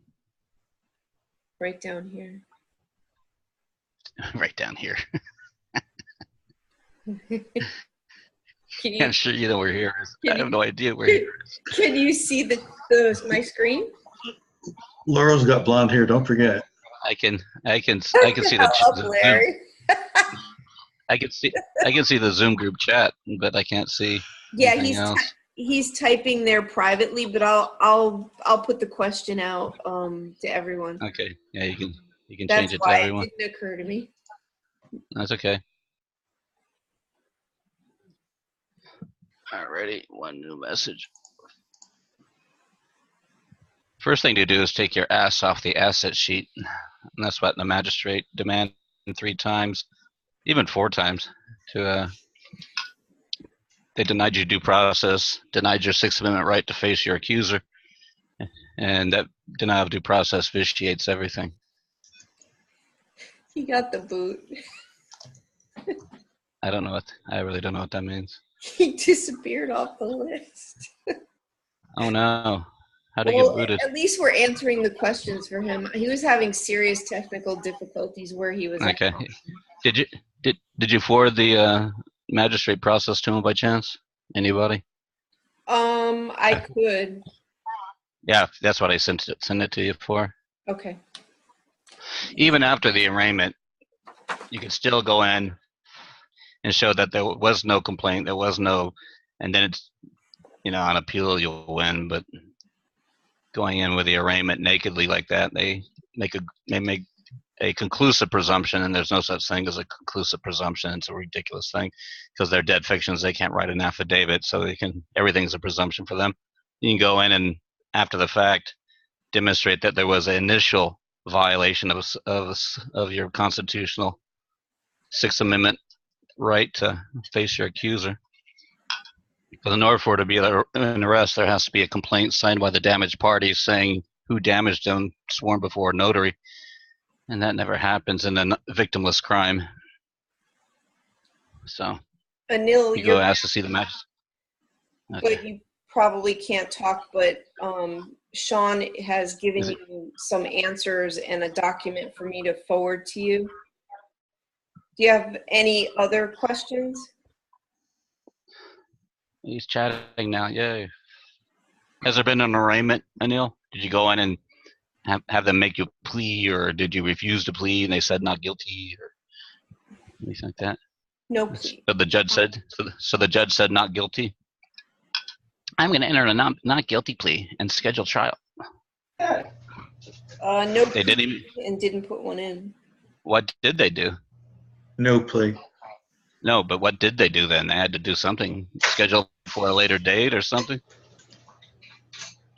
All right, so you still have time to go see the with 2 witnesses. And 3 is better, but 2 is good. Well, now you do a motion to dismiss for denial of due process. So go take 2 witnesses, find 2 witnesses, and go to the clerk, take your little gold paperwork or whatever color it is, pink or gold, slide it across there. The clerk, hi, can I help you? Yeah, I'm here for this. She'll type it in. Oh, there's a hearing schedule. Well, I'm here to see the magistrate. Oh, they're not here right now. Well, can I see one later then? No, I don't know when they're going to be back. So I can't see one right now then? No. So when can I see one? Can I see one later today? No. And that's 3 denials. And that's denial of due process. The first denial is a mistake of the penal code. The second denial is an intentional mistake, a misdemeanor. And the third time is a willful intentional mistake, and that's a felony denying you due process. And you have to write it up. That's what the package is. Tells you how to write the fulfillment of promise to appear, affidavits by your witnesses. You make an original package, make 3 copies of it, even 4. Take one back to the clerk at the window. Say, hi, this is for you. Find the clerk again, Miss Garcia, whoever it is. Say, hi, this is for you. She'll say, oh, I don't know what to do with this. Tell her, this is a file on demand. Would you please stamp my copy? Oh, okay, I know what to do with a file on demand. She'll stamp your copy, proving she got it. Take one to the city attorney, hand it to them, have them sign your original copy of your fulfillment of appearance, and then mail another copy to the elected clerk of the court official, certified return receipt with a certificate of mailing, and give them 10 days. I would even give them 3 days at this point, 3 days to respond. And 3 days after they get it, after the elected clerk gets it, you can check online. Then you send out the notice of default that they are now in default of the appearance and they've admitted denial of due process. And you do the same process again. Take the original affidavit, make 4 copies, city attorney, clerk of the court, and lady at the window. Stamp, sign, certified mail. And now you've set your record that there was no plaintiff, that they denied you due process to face your accuser, that there is no accuser. And that's how you invoke your common law due process. And who just wrote all that down so we can have it's on the recording. Oh, cool. You're welcome, Anil. That's how you do. That's how you invoke common law due process. The lawyer will never tell you this. Will never do it. They'll say something that is well, where's the complaint? Oh, well, you can't see that. One lawyer said. Another one said, here it is. It's not notarized. It's just complete, fiction. Not that I want people to go around and do bad things that could actually hurt somebody, because that would be a bad thing. Better to take a cab. But that would be a crime. Well, even that's converted to commercial. But but in any case, like even in a traffic case, if they're really going to drag you to court, go in there and say they demand to see the complainant. So if they don't let you see the complaint, that there is no plaintiff, and that's just proof positive. There's no plaintiff having made a general appearance with sworn testimony bonded into the case. In which case, there's no plaintiff, and that's they want you to go in there and create the controversy by making a plea, and that creates the controversy. Now you have to bond because you created the controversy. So that's why you always invoke your common law due process ahead of time to remove the controversy before it begins. When you say remove the controversy, remove it out of that court? No, it's gone. The whole denial of due process vitiates everything. All right. I got you. If you ever got dragged in front of a tribunal, I would say, by special visitation, I do not waive any right, remedy, or defense, whether procedural or statutory, and I waive all benefits without God. Who's the plaintiff? Who's the trustee to give me permission to speak? And the next person that speaks becomes the trustee, and they're liable for it. And I would take W-9s with me, and I would pass W-9s to everyone forward of the bar and have them fill out the W-9, because now it comes down to a tax issue because they're holding on to that commercial in lieu of $2,500 you promised to appear, promissory note, and they have to pay taxes on that. So bring in the W-9s for everybody, or even mail them out ahead of time and let them know it's a tax issue. Laurel, pull up the W-9. It's in the file. That's one way to clear the courtroom. Well, I would do it ahead of time. I would send it to the clerk of the court executive officer, the chief judge, the bailiffs, the sheriff's department, everyone. Say, hey, there's a case here involving all of you seem to be profiting from it, so I need the W-9 from all of you so we can have a 4810 prompt assessment so all you fiduciaries will avoid being in trouble by not doing the proper taxes ahead of time. I'm doing this for protection. W-9. You're just helping them out. I do this as my duty as an agent on behalf of the IMF account, Social Security number, Yep. and it's my duty to do this. And certainly, no one begrudges my doing my duty. Now you invoke a duty, and they can't be bothered by that. Where is it? Okay. Try capital W. You just pull it up online right there, W9. No, I have one filled out. Oh, okay. Well, usually they fill it out, right? I fill it out and send it to him. Well, I had to go call the court executive officer and send it to him in San Diego to have it send it to him, and he did. Of course, it's a fictitious document because there's no notary and there's no legal name under the Real ID Act, so the whole document's fictitious. So that's another ministerial Well, error. don't worry about it. Well, Don't worry about it. Well, listen to this one. I don't know how it is in your town, but look in your mind and start paying attention. Our courthouse, Smith County Courthouse, is not registered as a business, not on Dun & Bradstreet, not on the property list, not on the property code. That building, when you go around back, has another address. It's actually registered to a foundation. So everything within that building is registered to that foundation. So the courthouse is a ghost. Every courthouse in Tyler, Texas is a ghost or on a corner or on a city block. And the address that they're reporting, all the mail goes to, that they send you the summons, and everything does not exist. Well, they knew Police that. departments like that. I mean, think about right now, the town that you live in, how your courthouse is structured. Look at that address. Do a property search through your county and see if they're there. If you want, email me. I'll do them for you. Tell me where you live. I'll figure it out. But and then I'll show you what I'm talking about. But picture in your head your courthouse and see how many doors they have entering that building, and then look at those addresses on those streets, and then look up on Dun & Bradstreet, see if they're registered. You can always file with it.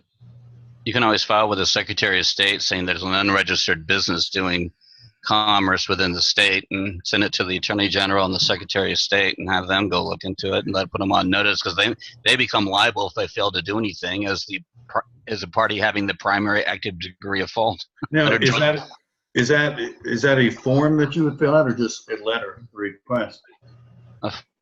For what? To send to the Secretary of State, not being registered. I would get a certificate of non-existence, take down the court, whatever court address is, and ask the Secretary of State to produce the entity certificate or a certificate of non-existence, and right there shows that you have an entity doing business that's not registered within the state, which makes they appear to be doing espionage. I would even fill out a DA 2823, which is a military form information sheet, and send it to the chief judge, even the Supreme Court chief judge. And now that invokes the military arm of these courts, since they're all Article I military tribunals. Now you have invoked the military. I need bodyguards. Huh? I'm gonna need bodyguards.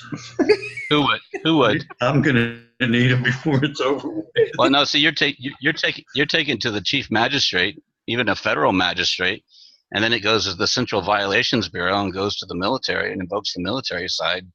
And so that gives us transparency when we file an information. They pick it up and run with. It's not my job to prosecute. It's my job to order, make a record, and report. Right. That's my duty as an agent for the IMF, to order, make a record, and report. And then these agencies pick it up and run with it, or should.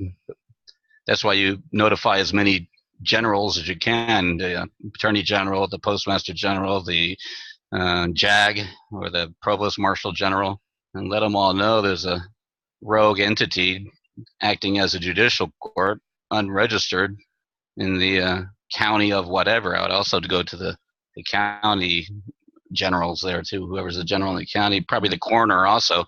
Right. The coroner can arrest the sheriff, so I would let the coroner know. Oh, They're all elected officials. Yeah. Got it. It's true. All right. Amazing. Amazing. All right, go back to the OID letter.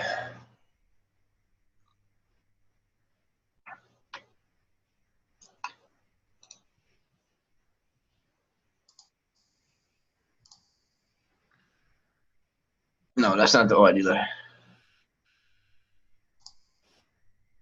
There you go.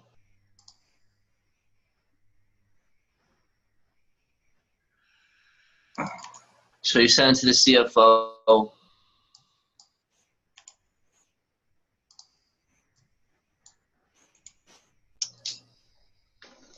This would just be your tax year, your bank account number.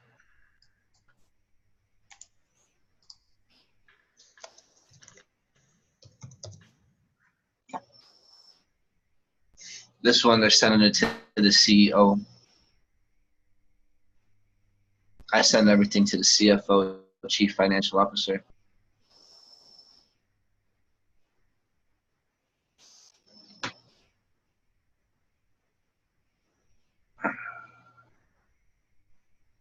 Publication Charter 1, Personal Deposit Account Agreement, Section 17C and D, Interest Withholding.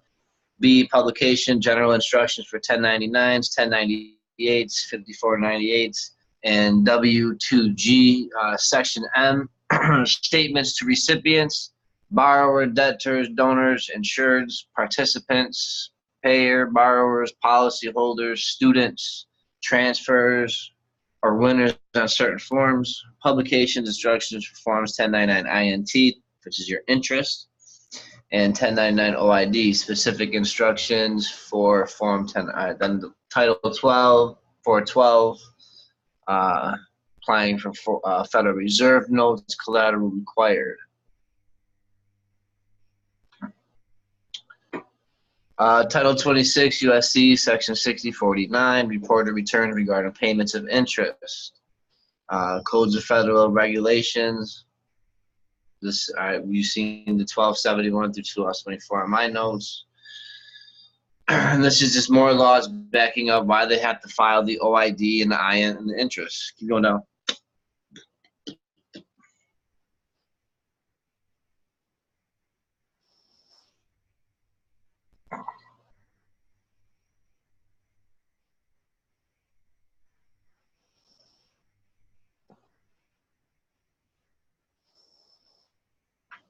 Under the Federal Reserve Act of 1913, banks / associations are federal government agencies, and the U.S. Secretary of the Treasury is holding our original signed bonds, check, deposit, written checks, credit cards, credit card receipts, and obligations of the U.S. as collateral. Therefore, the exchanged security interest is taxable. Federal withholdings to be filed as gross income.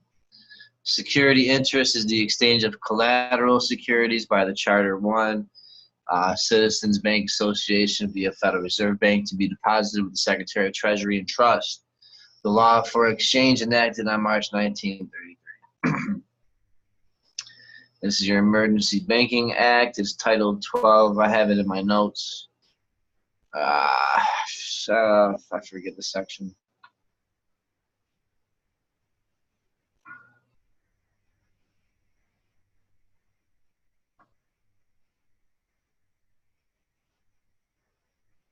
Keep going down.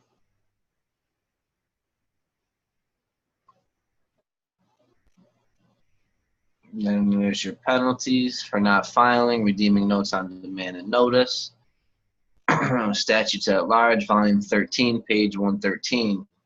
Section 46 through 50, fail to redeem circulating notes upon demand and notice. And this is where the comptroller of currency comes in. And you go down there, they have 1099 forms, etc. Yeah. And I mean, that's pretty much the letter. And then you send that out to them and give them, I would say, a week, 7 to 10 business days, and then file the OID.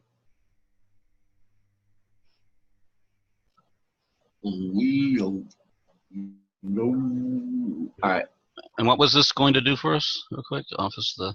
Okay, so when you're offsetting your account, you file the 1099A, the 1096, the 8281. You have, before you file the OID, you have to send this letter out to them, asking them to file it. And if they don't file it, then you'll file it.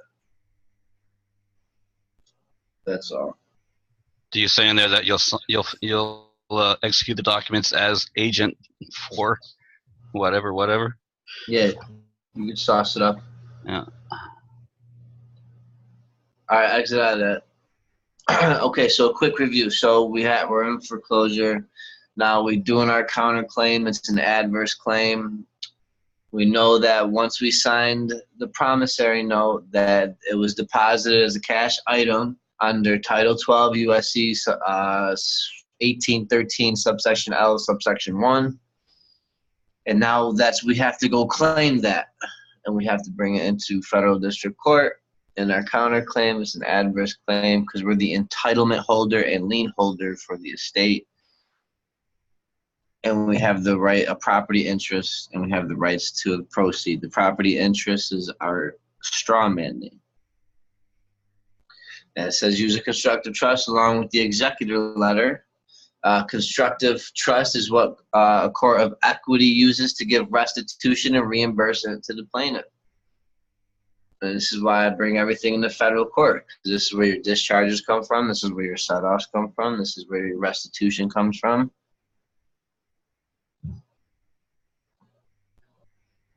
And the constructive trust usually comes because you have a proprietary interest. And they're in a breach of trust due to non-performance. It's always non-performance.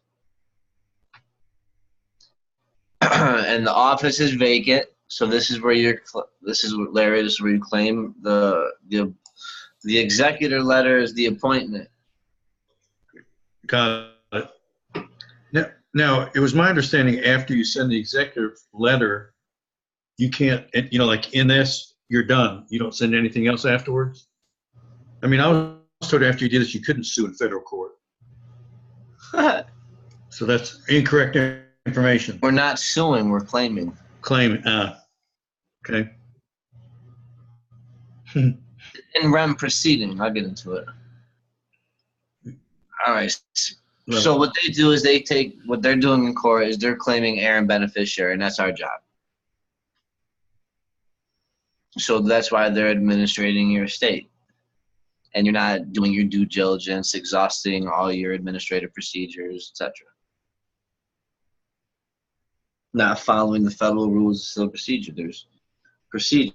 This is what the lawyers go to law school for. They learn a couple procedures. Don't know the law to save themselves, but yeah, whoever's got a better tee shot on Sundays, right? What if it's a non-judicial state? Everything's a civil suit, no matter what. So you would. There's no judges. There's no judges. Right. Everything. You know what I mean? They're just administrators, notaries, bankers. They're pagan priests, if you want to get into it.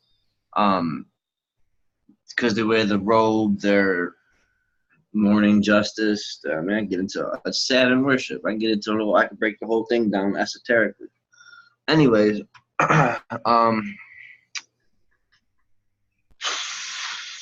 so the reason why you're moving it to federal district court is because that's where the prize and booty is. And that's in Title 28 USC Section 1333. And you're bringing it a suit, you're suing them. The way you sue the government is in suits and admiralty. It was recodified in Title 46. Hold on. There's this book, all right? It's called Statutory Supplement to Admiralty and Maritime Law in the United States. I suggest everybody go out and buy it immediately. It goes over, everything.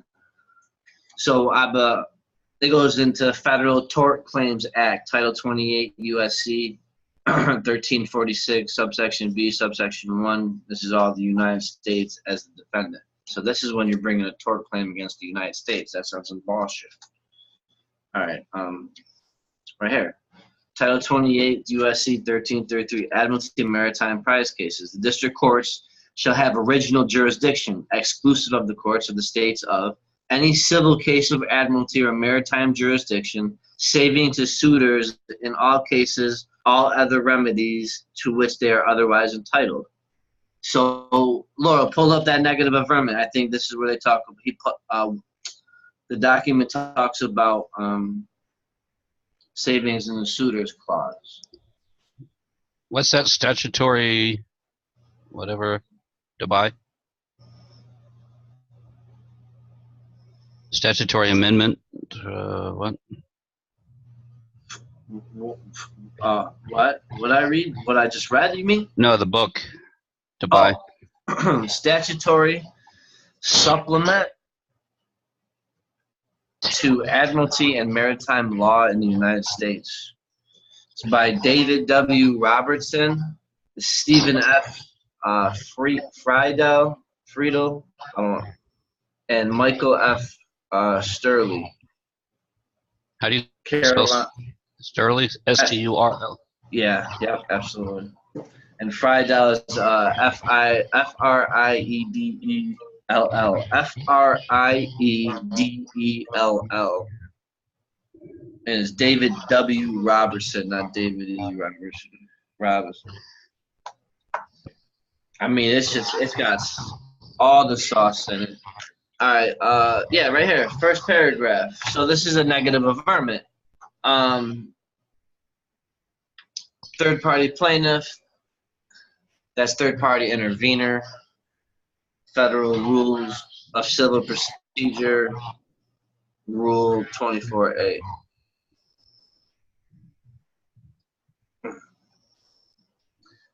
Special visitation not appearing generally before the court seeking a remedy and admiralty as provided by the Savings to the Suitor Clause, Title 28, 1333, subsection 1. I'm standing in my unlimited commercial liability as a secure party creditor and request that the third-party defendants do the same and waive all their immunities. I respectfully request the indulgence of the court as I am not schooled in law. This is provided by the precedent set by Haynes v. Kerner. All right, cool. There's the Savings and Suitors Clause. So this is your remedy. This is part of Admiralty law. So let me get to Federal Rules of Civil Procedure. Now pull up, are we lost at sea? Oh, and these are, so I'm working on my bill of complaint, and these are two laws that I just added to my bill of complaint. I'll be showing everybody my bill of complaint as well. So the bill of complaint that we'll be preparing is for class. I'm not going to go over my court one. I'll show my court one. It's not that serious. I'm basically just charging them for an unwarranted pullover and unlawful detainment. Copy $500,000 per contract.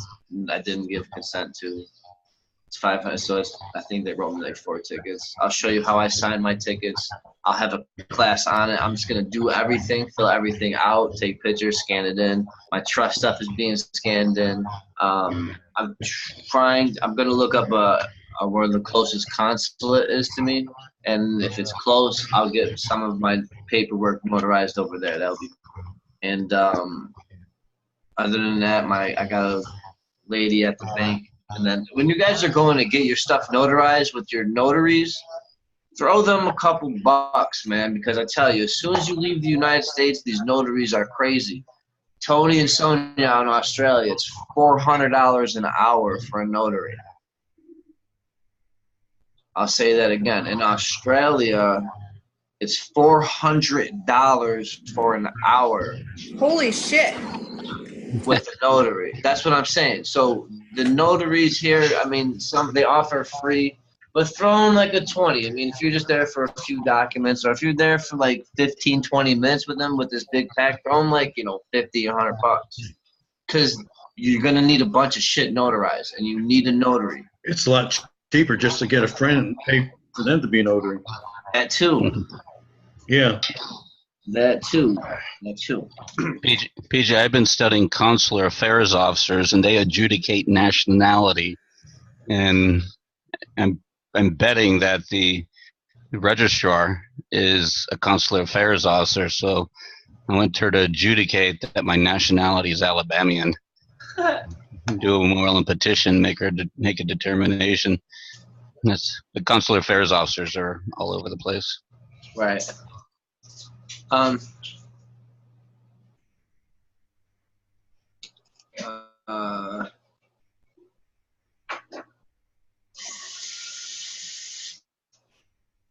don't know what I did with all my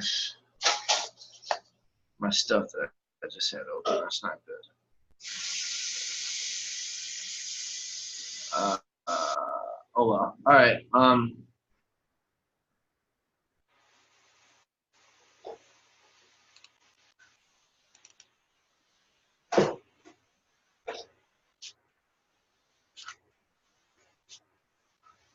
Type in.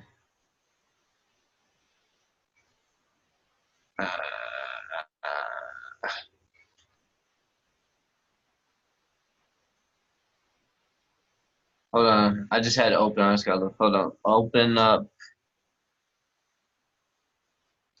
Did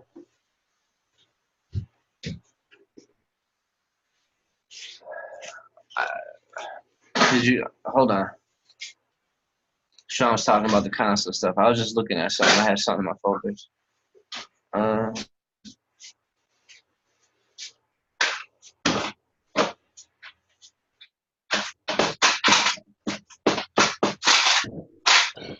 You could go to any port of entry. No, I had something that had it's for the passports. I wanted to show it, but I don't know what I did with it. Yeah, that's what I was going for. I know. I don't know what I did with that. Son of a bitch. No, I don't know why I just deleted everything out. I just had a bunch of stuff open. I don't know what I did. All right. Anyways. Okay. There's also under Title 22 the baggage and effects and residue, which is the afterbirth. For part of the consular affairs, they take administrative possession of the baggage and effects and the residue of the presumed dead person. It's interesting. Yes. All right. So more with the Federal Judicial Code. It's titled, it's in Title 28. There's a couple of sections that are that they highlight here. I'm just gonna read them off. It's section Title 28 USC. You don't gotta look these up, bro. 1292. They're what's this mean, Sean? Interlocutory appeal decisions. Yeah, that's during the case. Okay. You can at any time the judge denies a motion or overrules an objection, you can have it appealed right then. You don't have to wait till afterwards and have it sent up to the appellate court. Nice. All right, so it goes into that. It goes into subsection 1, A1, and then 3. An interlocutory appeal is an appeal of a ruling by a trial court that is made before the trial itself has concluded. It asks an appellate court to review an aspect of the case before the trial has concluded. Nice. Yep. Nice. Okay, so some of the two statutes that I've added to my bill of complaint is Title 18 USC Section 1651, piracy under law of nations, and 1652, citizens as pirates. So you guys can look those up. All right, so pull up we're going to go over the bill of complaint now. So we understand the counterclaim. We understand that when we went to the bank, the loan application became a security that we need to claim, and there's then the mortgage, the rate rider is a security itself, and we have to put a UCC1 lien on all this stuff. We have to have a vested interest in this. Security agreement, UCC1.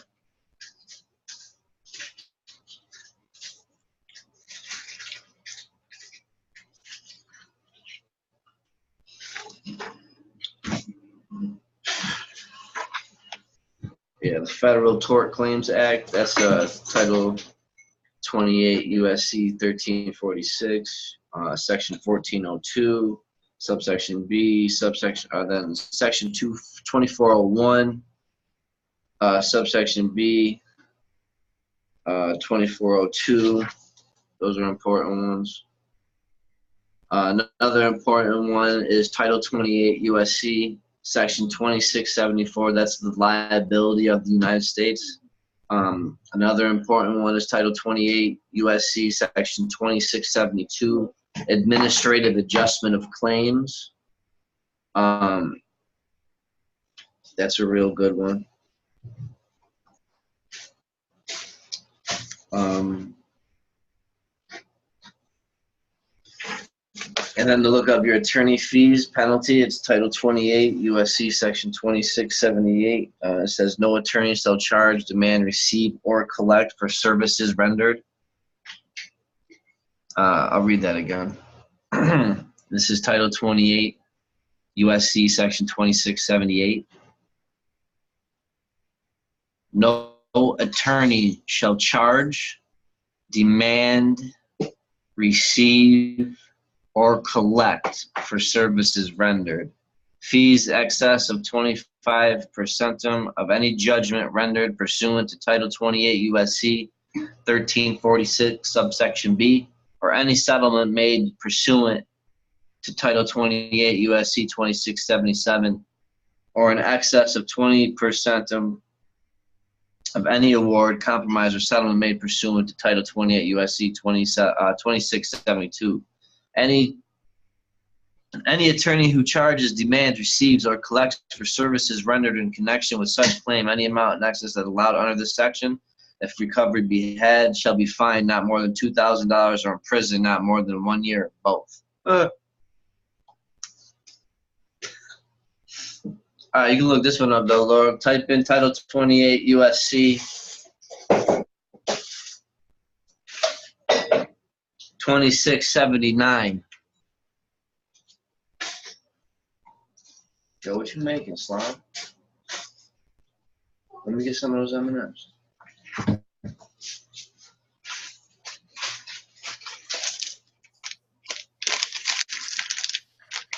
Now, why are you calling yourself the defendant? Me? Yeah. Not. What do you mean? Well, I thought in that document it had you as the entity as the defendant. That was Winston. Pull that document back up. Which one? The one you just had. Oh, Yeah, that. Does that say that the defendant, Polinsky, Peter Joseph? that's not the bill of complaint. Oh. Okay. It's like a rough draft of one, but that's not ours. Gotcha.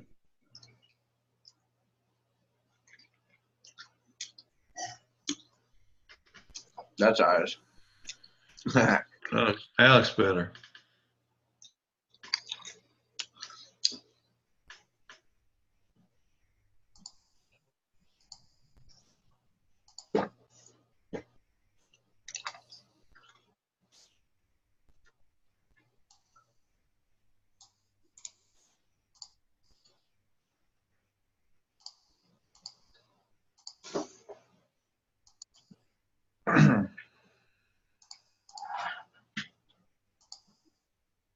This is unfinished work, so don't be judging me too harsh right now.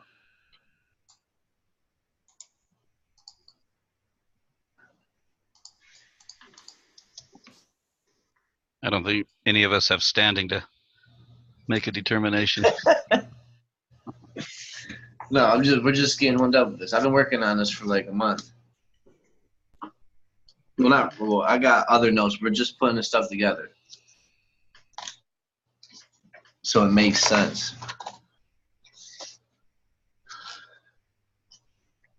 All right, go back to that. That's an important one. The exclusiveness of remedy. Where would that be? Well, you just searched.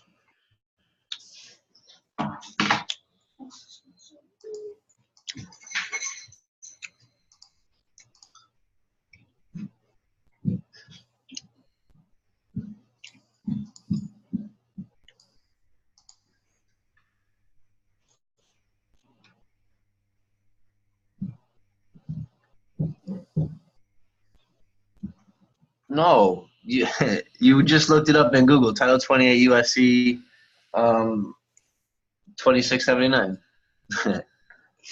There you go. Subsection A.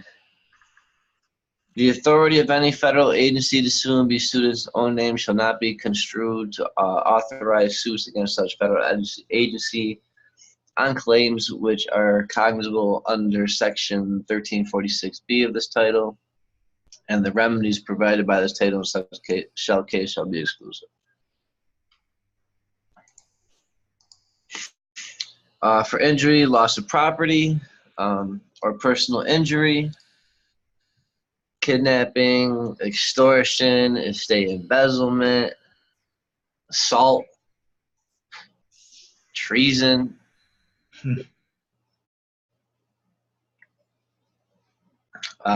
resulting from the negligent or wrongful act or omission of any employee of the government while acting with the scope of his office or employment is exclusive of any other civil action proceeding for money damages by reason of the same subject matter against the employee whose act or omission gave rise to the claim or against the estate of such employee.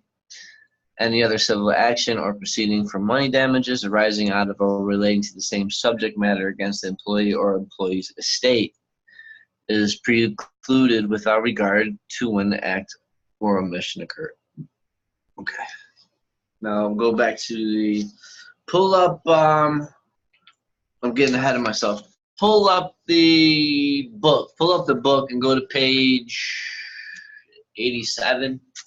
I might start on 76. We'll get the 9 parts of the bill of complaint in.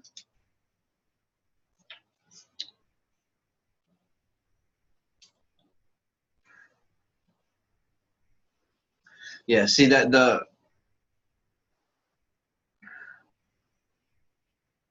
go back a couple pages. It'll go over, it'll say the 9 parts of the bill. Hold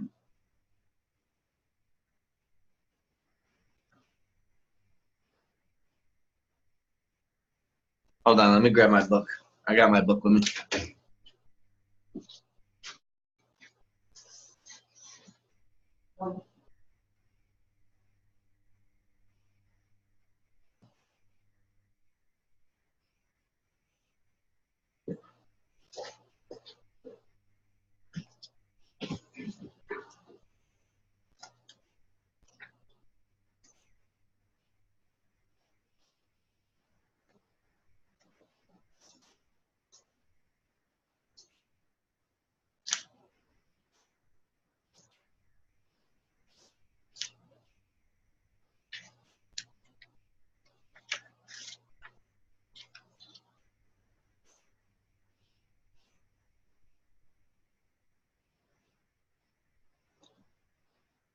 Go to page 26.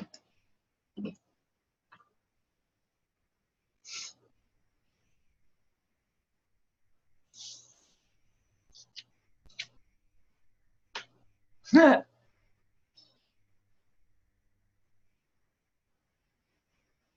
right, top left-hand corner, section 28. The 9 parts of the bill on equity. Equity bills were formerly composed of 9 parts, but the more modern rules of pleading do not require that all bills should contain all these. But they are, number 1 is the address, number 2 is the introduction, 3 is the premises or stating part, 4 is the confederating part, 5 is the charging part, 6 is the jurisdictional clause, 7 the interrogating part, 8 the prayer for relief, and 9 the prayer for process.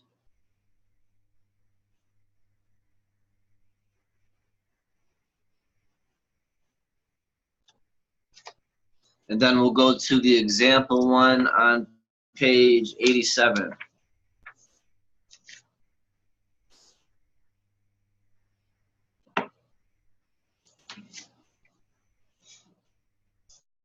I recommend that you read this book ASAP. I'll give you some of the titles in this book. Hold on. It goes over the pleadings and the practice in equity. As we're in chapter 3 right now, we're going over the bill in equity. Chapter 4 goes over parties to the bill. Chapter 5 goes over drafting the bill. And that's where we are. Chapter 6 is process and defendant's appearance.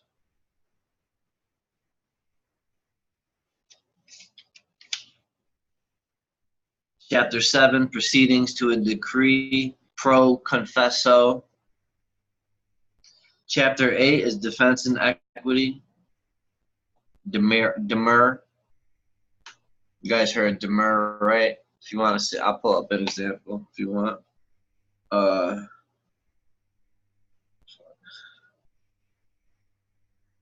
That's a long chapter right there. Chapter 9 is the replication. Chapter 10, amendments, supplemental pleadings. 11 is the interlocutory applications and proceedings. Chapter 12 goes into evidence. Chapter 13 goes over the hearing. Chapter 14, proceedings before masters or commissioners. Chapter 15 is the decree. That's a good one. I like that one. And then chapter 16 is the bill of review and bills in the nature of bills of review. Chapter 17 is appeals. And then chapter 18 is remedies and equity. That's a great chapter.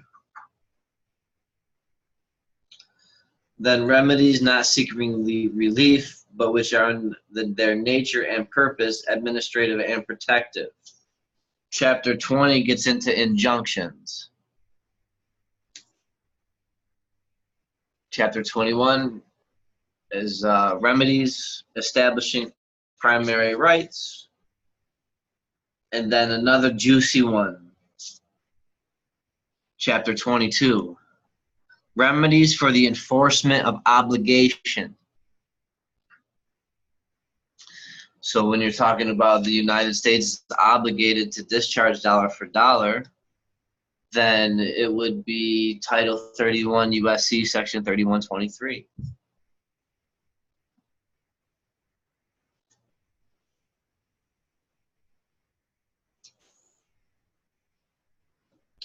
Remedies for the enforcement of liens or subjecting certain specific property to the payment of obligations, and incidental thereto the right of redemption and bills to redeem. And then boom, section 1 on page 460, mortgage foreclosure. Actions for the foreclosure of mortgage or pledges. This book has nothing but sauce in it. Nothing but sauce. All right. Go to 87, my G.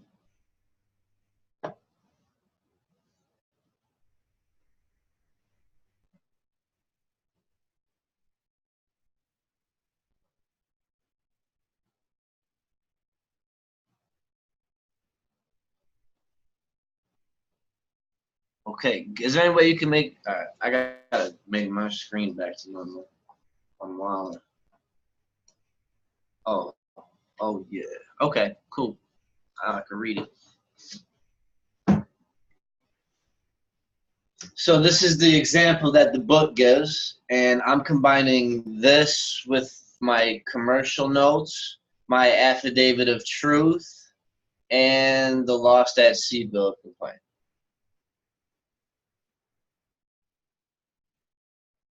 Is it necessary that we invoke a constructed trust to get into this equity side? Yes. Is that done? Yes. Yes. Everything's a trust relationship. As soon as you create a piece of paper, or write something on a piece of paper, sign it, and hand it over to somebody, you just created a trust relationship. So I don't want people to overthink like creating a constructive. Constructive trust is just a trust set up through law. That's all. And then, again, anything that you sign and hand out and give to somebody, you have created a trust relationship.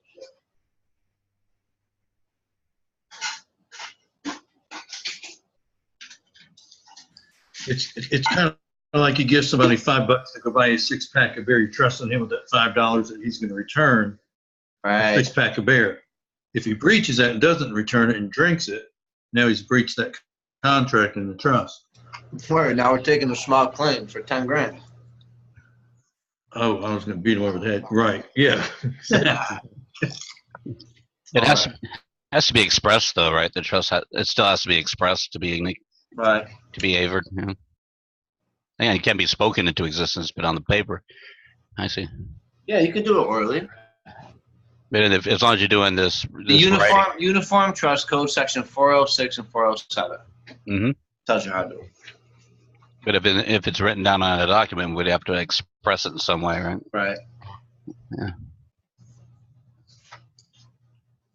Could you do a public notice?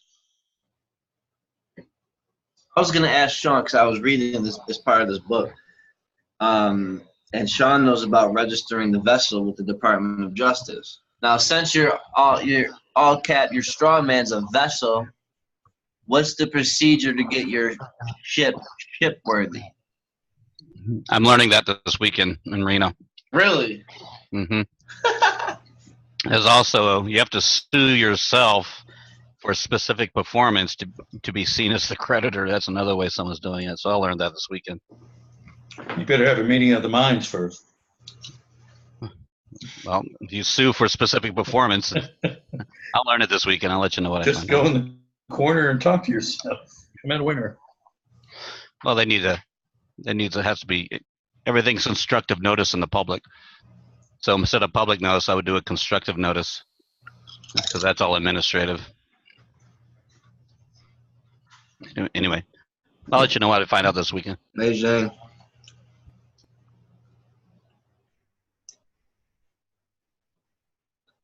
All right, so there's this Abandoned Shipwreck Act.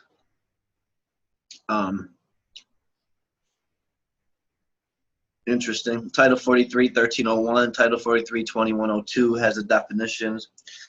That's where it's talking about the National Register, public land, shipwreck, embedded. The term state means the state of the United States, the District of Columbia, Puerto Rico, Guam, the Virgin Islands, American Samoa, and Northern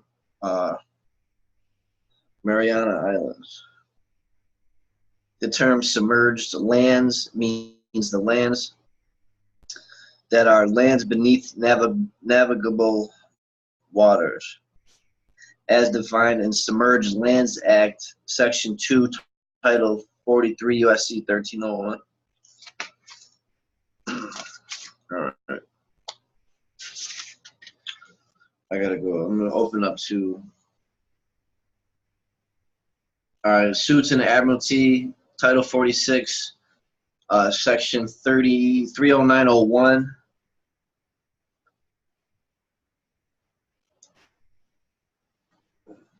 Okay, so this is your remedy because this is your counterclaim. So type in, I want everybody to see this.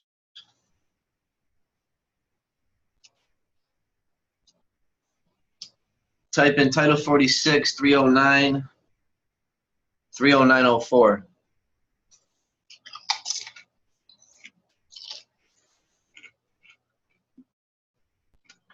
$46.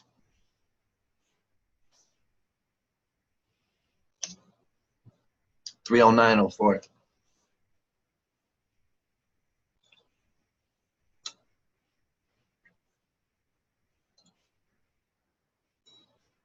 Boom.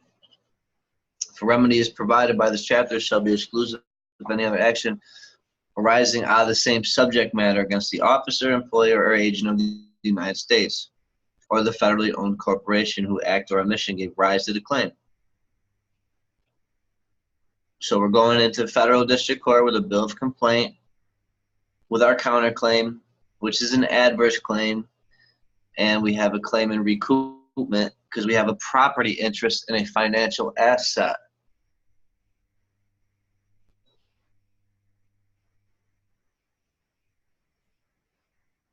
All right, go back to.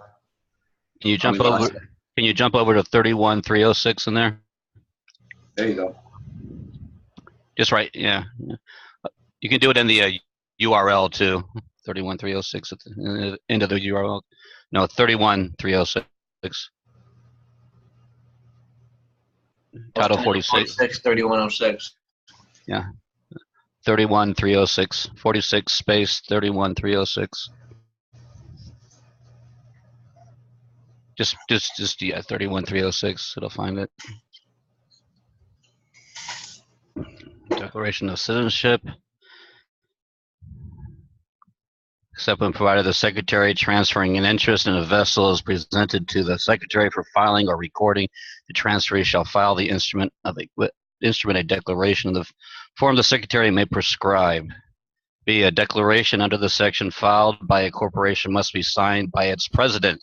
And when I did my change of address from my birth estate, it came back President Sean Hayes, Secretary Treasurer of the authority of the corporation to execute that declaration.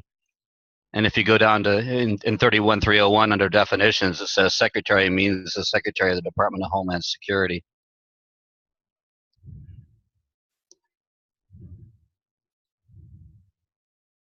And then there's down there Title 11-362, a petition filed under some sections, an act to obtain possession of property of the estate or of property from the estate or to exercise control over property of the estate. Title 11-362.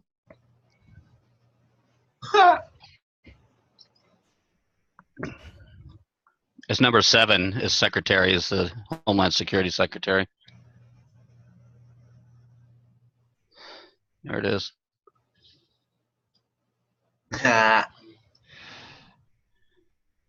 And under Title 33-151, they include United States includes the several states of the United States. Right. It's the only place I found the several states of the United States mentioned in code. Right. Anyway, there you go. Some extra things. Amazing. Amazing. Thank you. Type in Title 46. 30913.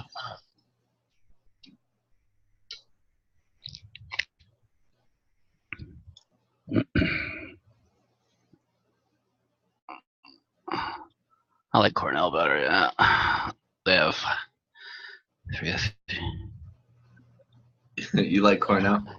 Yeah, they have hyperlinks to the words. Right. 31 what? 30913. 30913. Officer of the United States shall pay a final judgment. Authenticated copy. So this is what I mean. When you're getting your, this would be a default judgment. Take it to the Secretary of State, certificate of default, UCC1, authenticate it, dividend payout. That's all administrative, non-judicial. Right. Much nicer way to go. What about the green medallion? Do you need that in order to do it? The what? The green medallion stamp? Right, they'll stamp it. But if you have a brokerage account at Fidelity, you can get a medallion stamp at Fidelity. They'll stamp it there. Okay. What would you? They would medallion stamp the UCC. Is that what you're saying? Right. Now, how does that work? After you get your certificate of dishonor from the Secretary of State, you take that and you put that on your UCC1, and then you get a certified copy out. Then you get that authenticated? Right, then you assign it to your brokerage account on a UCC3. And UCC3. Okay. Authenticate your UCC3. Bring all that in. Sit at the security broker. Tell them you want to lodge a security. You want the dividend payout. Accounting for Dummies goes over the dividends. Okay. I also have a securities law compliance book. Because I want to know what the security brokers know, so I know I'm not getting fucked. Right. But I just want to make sure that I comprehended that. So you're actually authenticating the documents at different times. Well, because think about your default. It comes with the fee schedule, right? Right. So we charged them. We gave them an opportunity to cure. Right. They defaulted us because that's what the bank's doing to you. They're defaulting you. You know what I mean? They're not answering, or our silence of acquiescence is the answer. And so they're not responding. So their silence of acquiescence is the answer. They're in agreement. And then we default them for non-performance. So that's their breach of trust, because we have so they're in breach. They have a non-performance. We have a proprietary interest in a financial asset. So now we have to do a counterclaim. And this is where we are. When it becomes a nil decent judgment. Boom.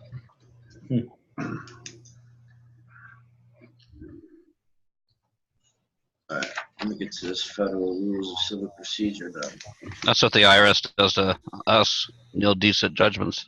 Right. So there's all right. These are two important acts. It's a Federal Maritime Lien Act and the Ship Mortgage Act.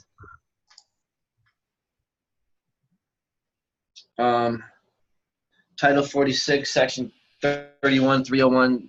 You just mentioned as of the definitions. It goes into mortgagee, mortgager, all that stuff.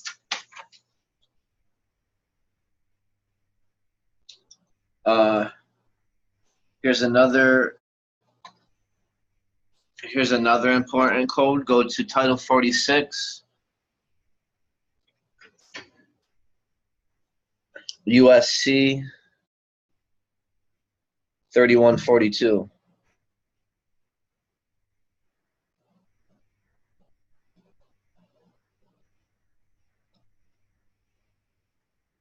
(31-342). That's funny that you landed on that one. What's that Title 18 joint? Write that down and email me that one. Because that's, holy shit. Were you looking that up? No, divine intervention. Yeah, for real. Or the feds.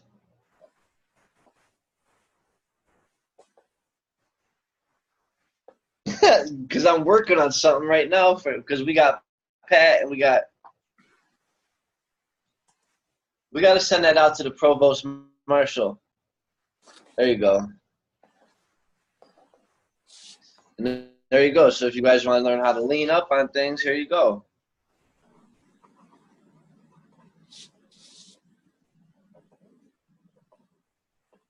Type in, go to the next one, 43.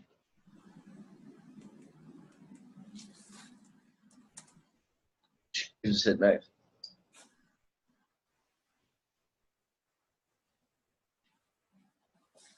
Sauce.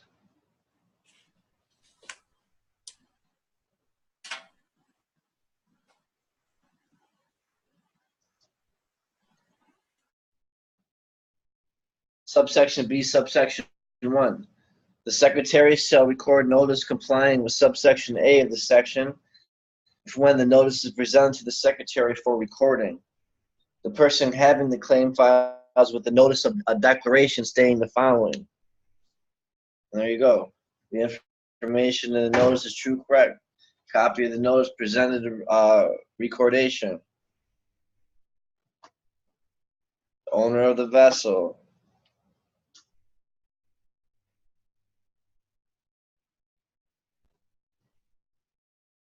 And they show you how they're recording these mortgages. I have a book on liens and mortgages and ships. I'll take a picture of it. Remember that Colonel guy says they're going to register biological property and it shall be a mortgage on.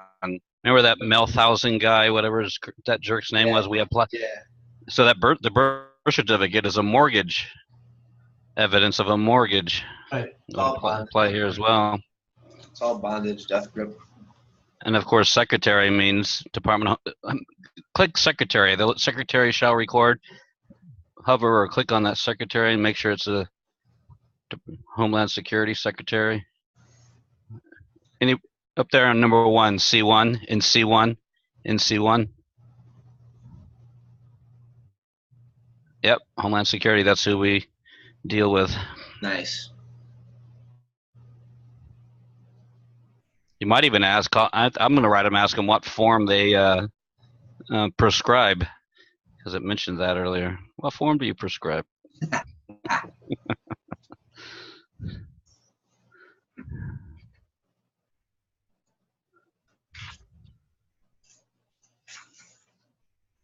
I'm just giving. This is all has to do with Admiralty Maritime Law. This is why I'm telling you, because you have to, when you're going into court. I'm trying to give you a foundation of what we're doing. Your trade name's a vessel, and it was damaged because this is all the law of the seas. You're injured, you're shipwrecked, and then another good act to read is the Salvage Act. And then if you know some salvagers, they know some paperwork. And they know some procedures. If you talk to salvagers, they know some shit.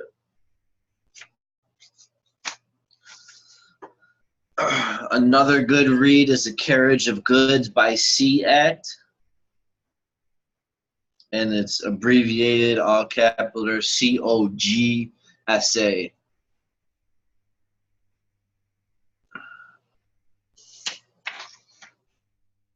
Gets into duties and rights of carriers, responsibilities and liabilities of carrier and the ship. You got to steer your ship.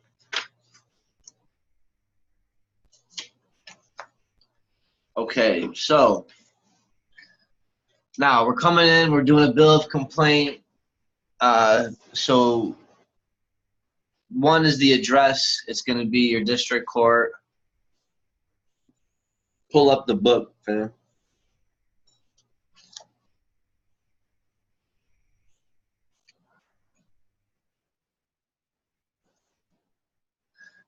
So there you go. See how the address is, and it has to see down here. Put in equity. List your defendants. You're the plaintiffs or claimants. And you're specially intervening for the estate or corporation. You're the authorized representative, beneficiary.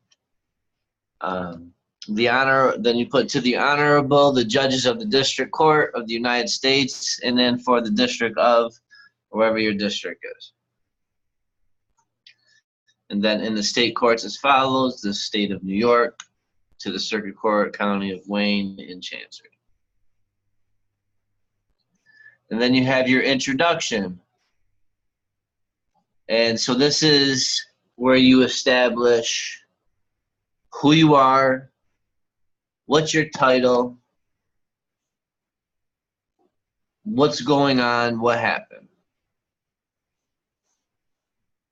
Who are you suing, in what capacity, what right, what procedure. And so if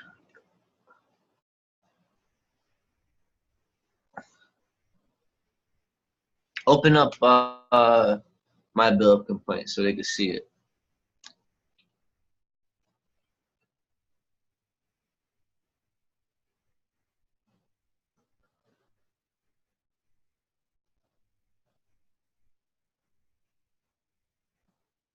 Right there.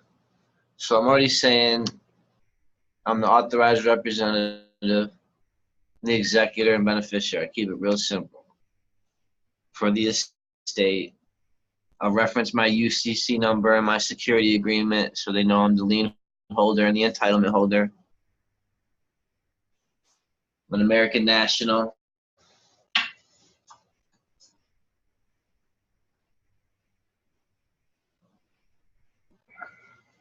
So now I'm explaining to them how I'm coming in.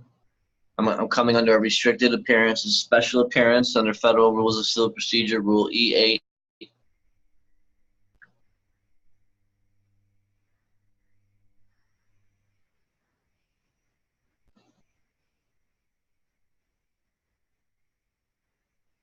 And then what the SFRCP B3B, that's what that's stating is,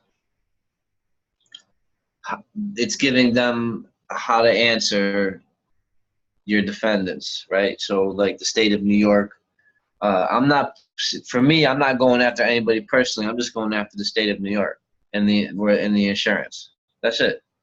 I'm just going after the insurance. I don't give a shit less about these cops, man. I really don't. I mean, unless one of them really, really brutally injured you and really caused harm to you, then I would say, yeah, go after the cop, go after his insurance, liquidate his insurance, etc. But other than that, you have to forgive your trespassers, for they don't know what they do. Most of them. It's just a pagan badge. All of it's pagan.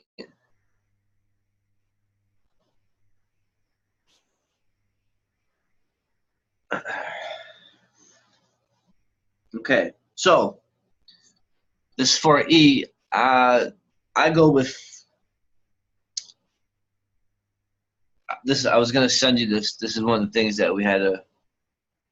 I wanted to switch up. I'll read it. Federal Rules of Civil Procedure 4, subsection K. It gets in territorial limits of effective service. And then it has a couple subsections. In general, serving summons or filing a waiver of service establishes personal jurisdiction over a defendant. I'm going to pull this up real quick, Laurel. Type in Federal Rules of Civil Procedure 4, subsection K.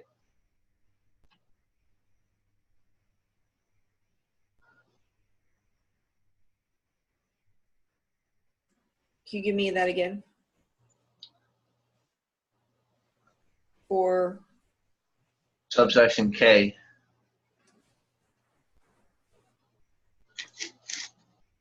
Like smoke.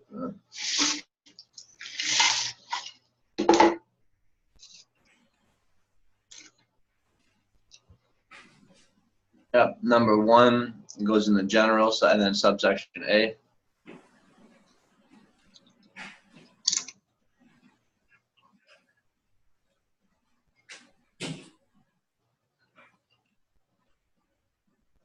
Yep, waiving service. Go to number 2. Yeah, right there. Federal claim outside. Where are you going? There you go. Federal claim outside state court jurisdiction. For a claim that arises under federal law, serving a summons or filing a waiver of service establishes personal jurisdiction over a defendant if defendant is not subject to jurisdiction of any state's courts or general jurisdiction, and B, exercising jurisdiction is consistent with the United States Constitution and laws. So this is what I mean when I tell you to go get your state constitution and sign it, authenticate it, and now you're a signer of it, now you can invoke it.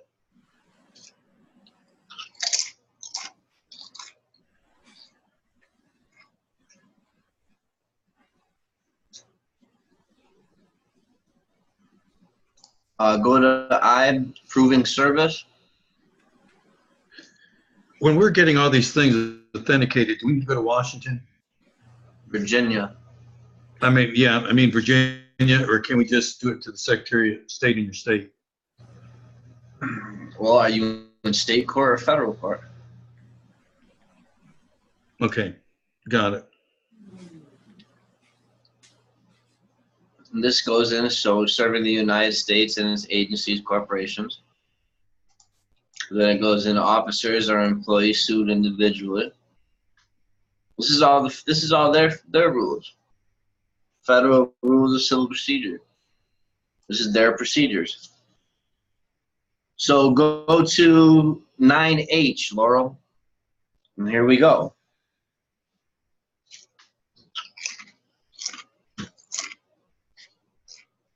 Type in 9H.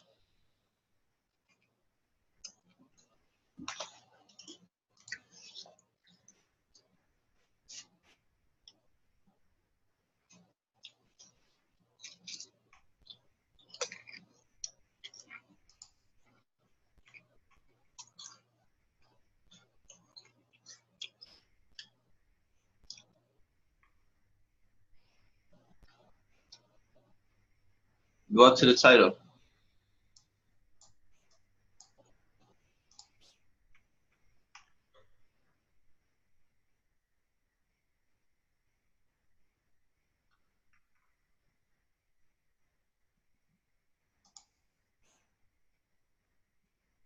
Why does it come up like that? It should be admiralty and maritime claims.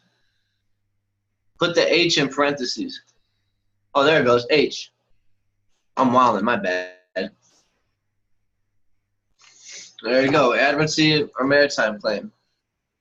I don't know why it says or. Should say and. How designated if a claim for relief is within the admiralty or maritime jurisdiction and also within the court's subject matter jurisdiction.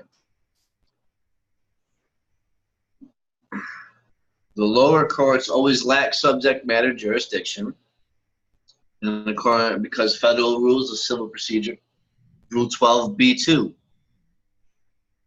12 subsection B subsection 2, which means the attorney representing the bank is not given factual testimony. And then we went to the incompetency, 601 dead man statutes, Okay, cool.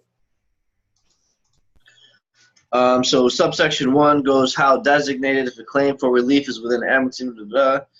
Okay, so the pleading may designate the claim as an admiralty or maritime claim for the purposes of Rule 14C. Rule 14C is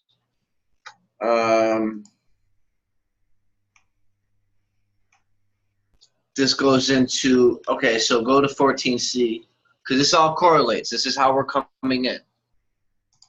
9H shows us the maritime claims.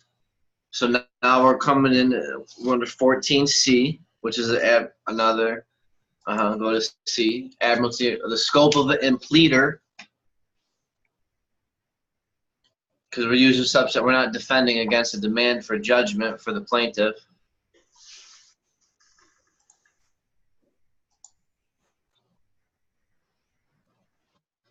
Okay, so there's that. Let me go back, and then we got 38E, which is just demand for right to a jury trial demand. 38E is these rules do not create right to a jury trial on issues in a claim that is an admiralty or maritime claim under Rule 9H.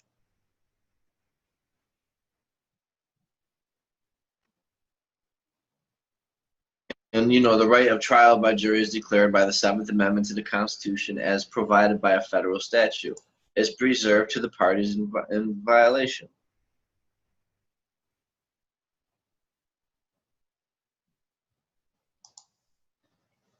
And then if you go to Federal Rules of Civil Procedure, go to Rule 82. This speaks over jurisdiction and venue unaffected.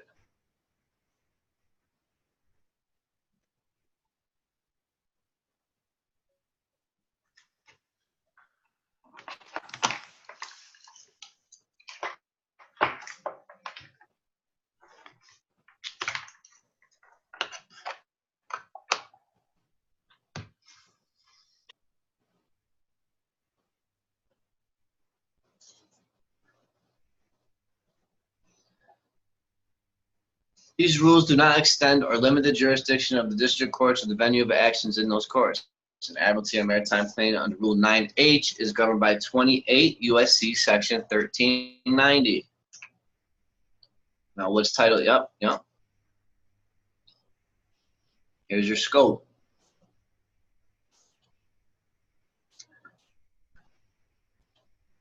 So here's your clarification regarding cases removed from state courts. Now pull up Anil's removal. So this is what we do. We remove it from federal court. Excuse me, to federal court.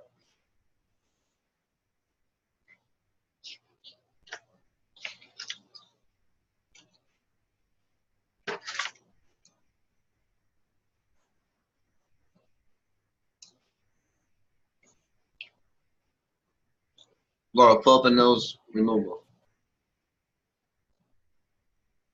Hold on, someone's talking. Yeah.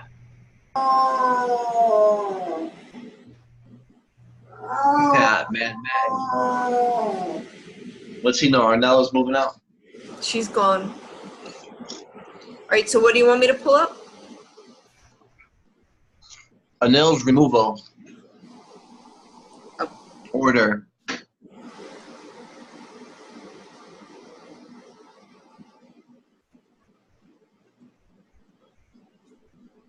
There you go. So here's your order to district court. Your notice of removal comes under Title 28 USC Section 1441 subsection A. That's where the law comes from. And then the lower court lacks subject matter jurisdiction. That's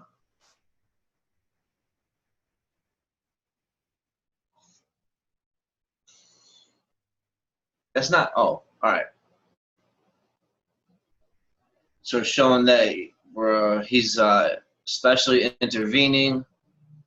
We go into why the court down here, number 3, the action is civil action court.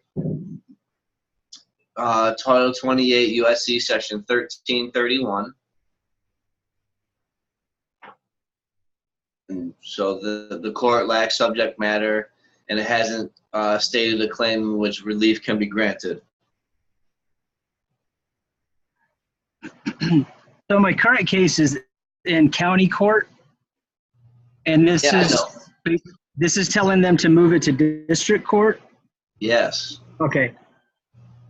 This is where you get paid, homie. Yeah. That's what we get paid. Couldn't you get it dismissed in district and then go get paid in the county and then get paid in the district for malicious prosecution? I always move everything I take everything to federal court because that's your counterclaim. So if this goes on, if this gets when I get this submitted, will this force them to close the case and allow me to move for remedy, or what does that mean? I'm going into federal court? You're moving to a real court that has original jurisdiction to hear this case. Okay. Because right now, your county or whoever pulls you over is just a private corporation that's trying to steal your sweat equity. They're just trying to embezzle your estate. They're just trying to contract with you. So since you've already created securities with your name on it, your property, you have to counterclaim and recoup that because they have value to them. Would you go after the county commissioner because that's the revenue admiralty officer down there? Insurance. It would State insurance commissioner. I go after insurance. Okay. And then you would name the judge and as a witness? But as a foreclosure, I'm naming the prosecutor. I'm naming the clerk that tried to try me. I don't care about the judges unless the judge is filing fake warrants and fake orders. Then I'll put the judge in. But I leave the judges alone. But I'll put the clerk down. I'll put the district attorney down. I'll put the sheriffs involved. I put all of them down in the bill of complaint. But for this one, for mine, I'm just going after the insurance. I can give a shit less. Yeah, as long as I get dismissed, I just want to go after the claim. I know, man. Relax. I'm working on it. You good. But this is the order.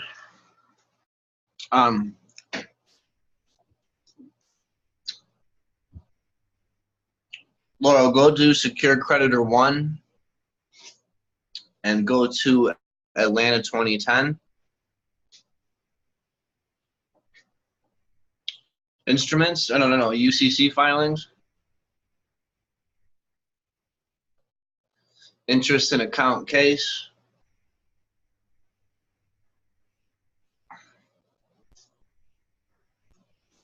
There you go.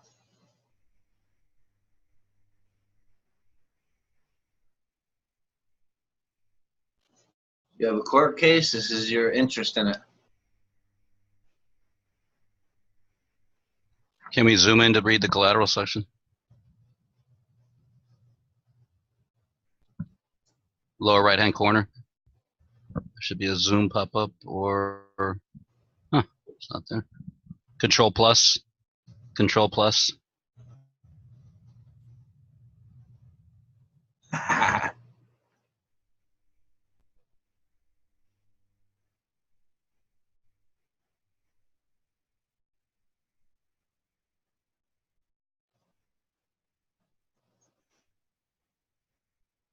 How was that 55 million accounted? I knew you were going to ask that. I love the accounting. I love the accounting. I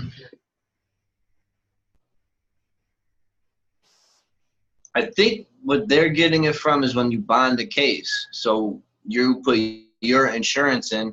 So he's probably putting an insurance bond in for 55 million.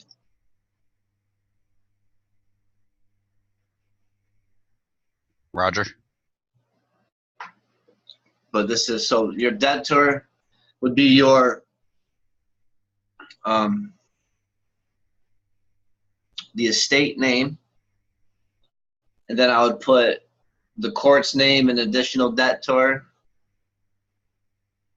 and then you, the creditor, last name, first name, middle, etc. And then go down. Do they have anything clicked off like Baylor, Bailey on this one? I don't think they do. No. And then see, you put your case and account number down on there.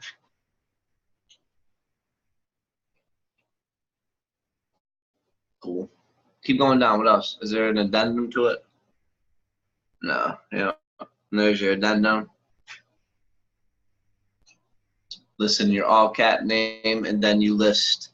There's the bank would be number 11. Keep going down. And then the debtor is a trust. And there you go. That's how you put an interest in a court case or anything.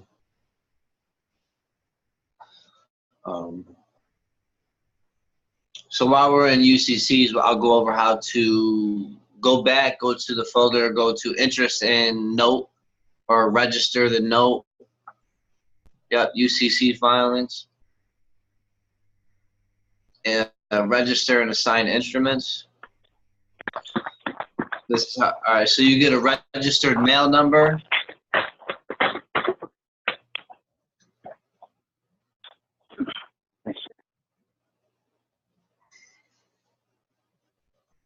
Okay, so your all cap name would go in debtor, type of organization, lead, ends, legist trust.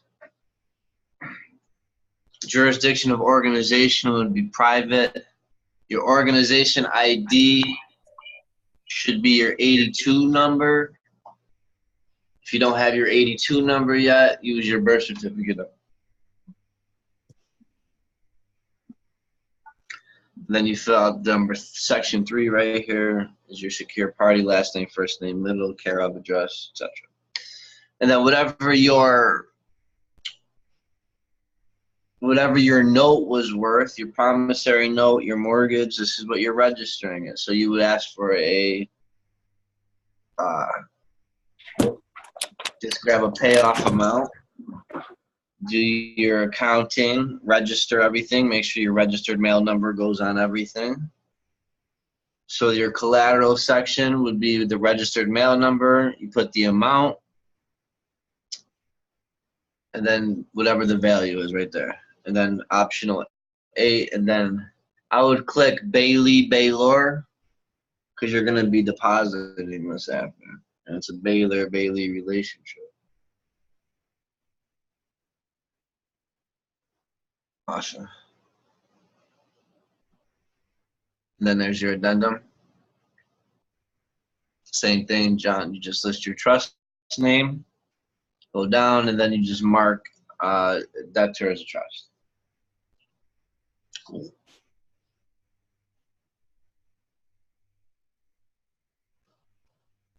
All right, get out of that. This is how you register the notes and put an interest in the notes. Now we're going to show the assignment of the note, instrument, etc., security. This is how you don't, another way you don't leave things abandoned. So this is your UCC 3. You place your original find UCC 1 in there in section 1A. Then you check box 4 for the assignment. You're going to assign everything to the Treasury. Put your registered mail number in section 8. Click assigned. the value of the note, and then here's your secured party name, last name, first name, middle, and then you put the registered mail number. Boom. And then same thing. UCC, your initial UCC1 financing statement. Last name, first name, middle. And then you check off, or you'll add Minuchin or Raul Maldonado. I would do both of them. Keep going down.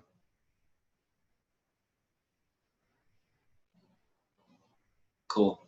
That's the addendum. All right. Or UCC3, I'm sorry. Additional party. That's what that form is. UCC3 additional party. Cool.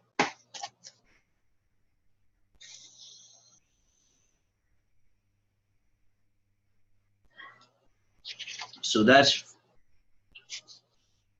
there's going to be two parts to this foreclosure. I'm going to do like another 15 minutes, 12 o'clock. This will be part one. Next class, we'll finish everything up. We'll get a list of everything, a step-by-step, what to do first to finish. We'll go over how to send things. We'll go over the bill. We'll finish the bill of complaint. And then I'll do a review of the whole thing. And then everybody should have a good understanding of the foreclosure, the claims that we're about to make, why we're making the claims, laws backing everything up. All right. So that's the register and the assignment of the note. You're going to have to do that for the note and the mortgage. If you want to pull up the revoked power of attorney and substitution of trustee, you got to fire the bank. You got to remove them as the trustee. Because when they do a trustee sale, the reason why they sell is because they're the trustee, and the trustee has to give the authority for the sale.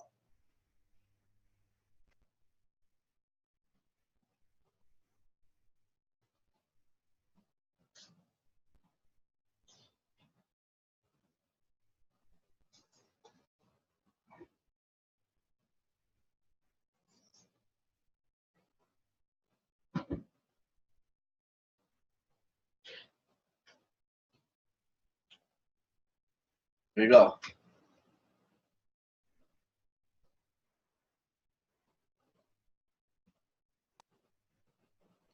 Laura, make sure you post that to the group. Okay, and which other one should I pull up? A substitution of trustee.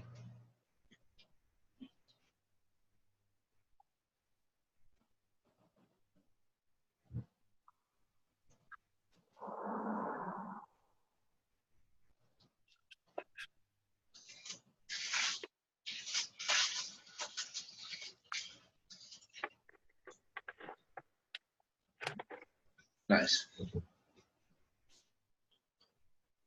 Post those two to the group. Make sure they have. Yep.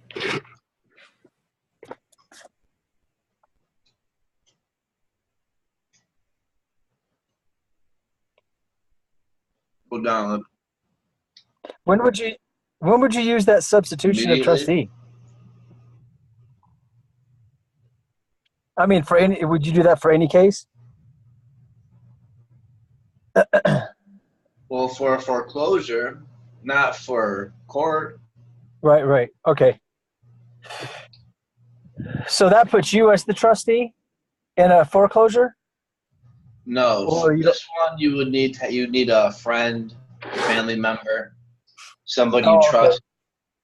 Basically anybody but the fucking bank. You know what I mean? Excuse me. Right. So you'd be the executor, beneficiary. You'd assign somebody that you trust as trustee to basically do what you're telling them to do instead of the bank. Right, because when they go to foreclose, they have to get permission from the trustee to foreclose. Right, and if you do a substitution of trustee and they don't want to foreclose, the bank can't force them. Right. Okay, got it. All right, good. Simple forms. I'll put, if I get permission from my boy Tone, I'll put up his foreclosure paperwork I did for him, all his case stuff. I'm pretty sure once it's over. He's just sending his stuff out, and we're getting it into federal court. So once we get the judgment, because I know we'll get the judgment because I know the work I put in. So, anyways, get out of here. We'll go back to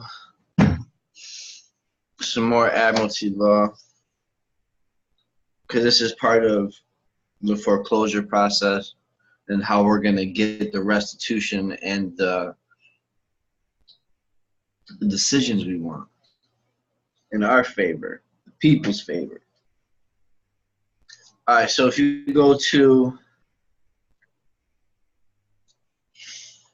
all right, back to where it was, the scope, what they were trying to show you is the actions in rem. It's in section 2, or subsection 1, and it'd be subsection 2, actions in rem.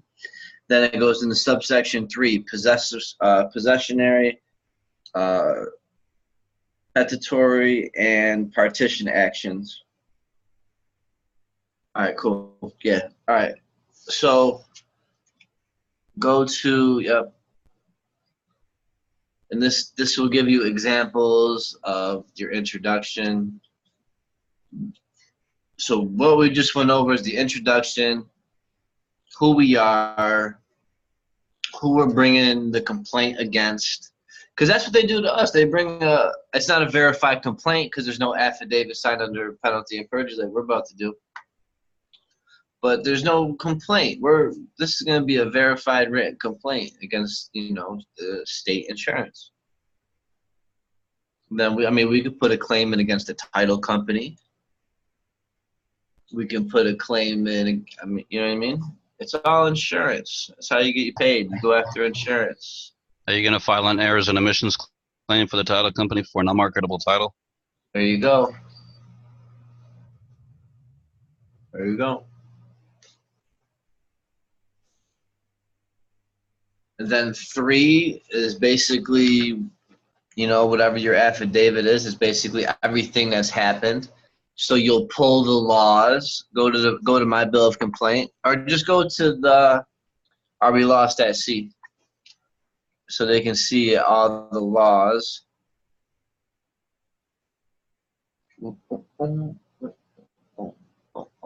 And these are all the laws that they're typically breaking almost every time they do something like this to us.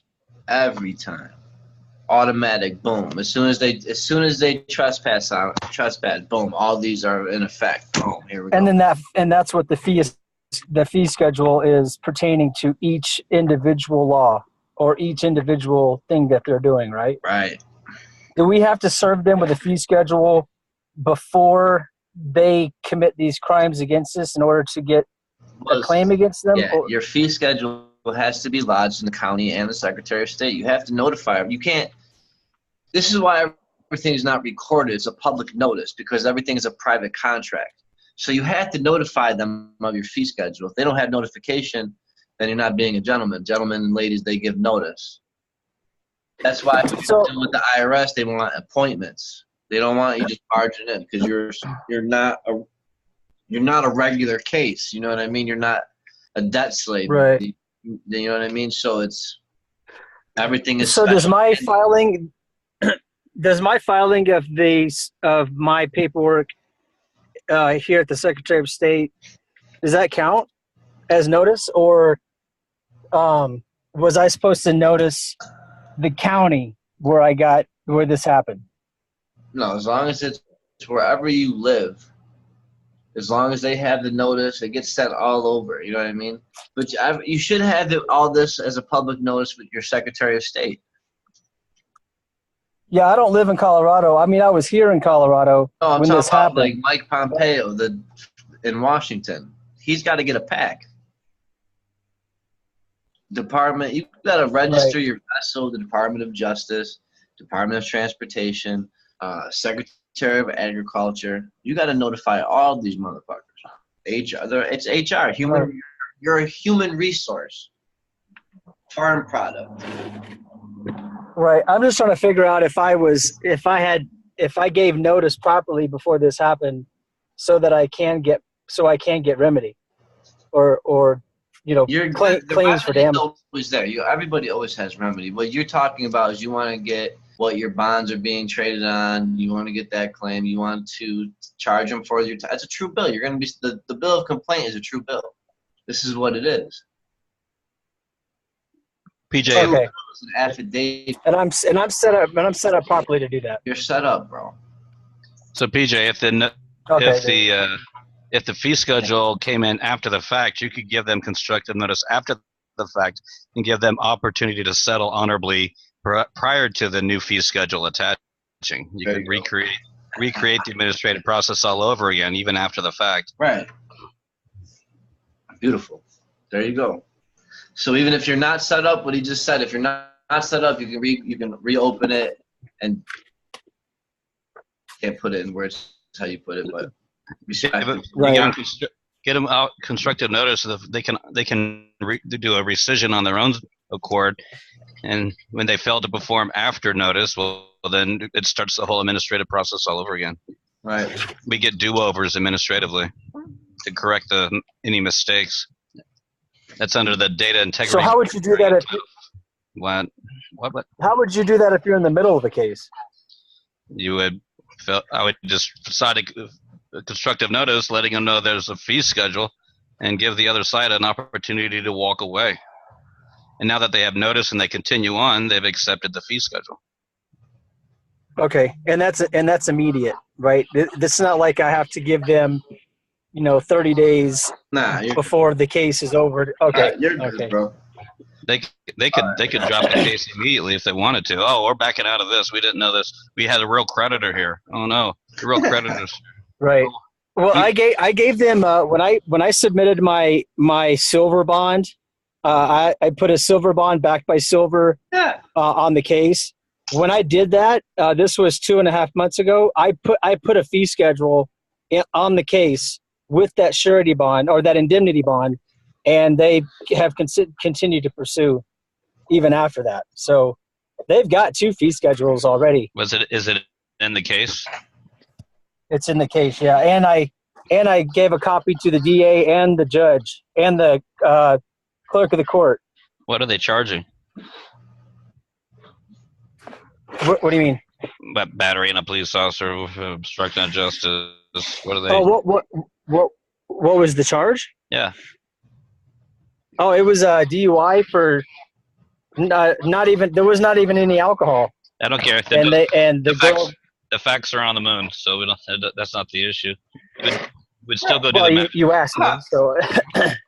I know, but you're saying there was no alcohol, but that's facts are on the moon. I would still go do the magistrate thing and have them deny you seeing the magistrate, even at this point, to cure a defect. Otherwise, you waive it. Right. Right. And so I could go in, talk to the clerk of the court directly, and say I want to see the magistrate. No.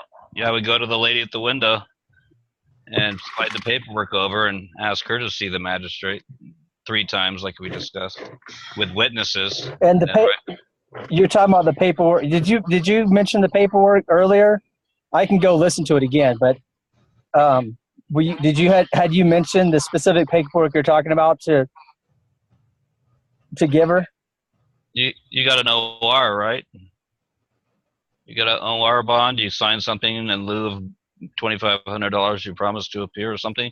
Some peak or gold sheet. Oh, appearance bond. Yeah. That's the only thing I have. I still haven't signed anything. Doesn't matter. So just take that appearance bond, the OR, and go to the clerk. It says, I'm here to appear for this.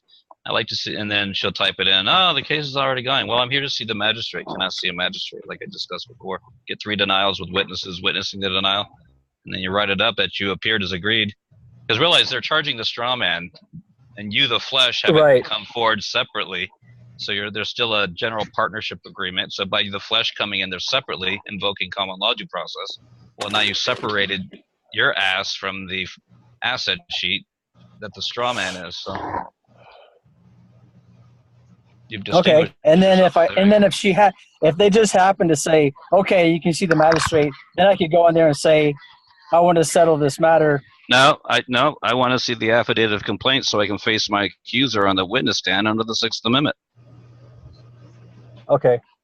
There is no accuser. There is no damaged party. So you want to see the affidavit of complaint signed that is witnessed by a notary, and you want to see the warrant that arose from this affidavit of complaint. There is no affidavit of complaint, and the warrants are ruse.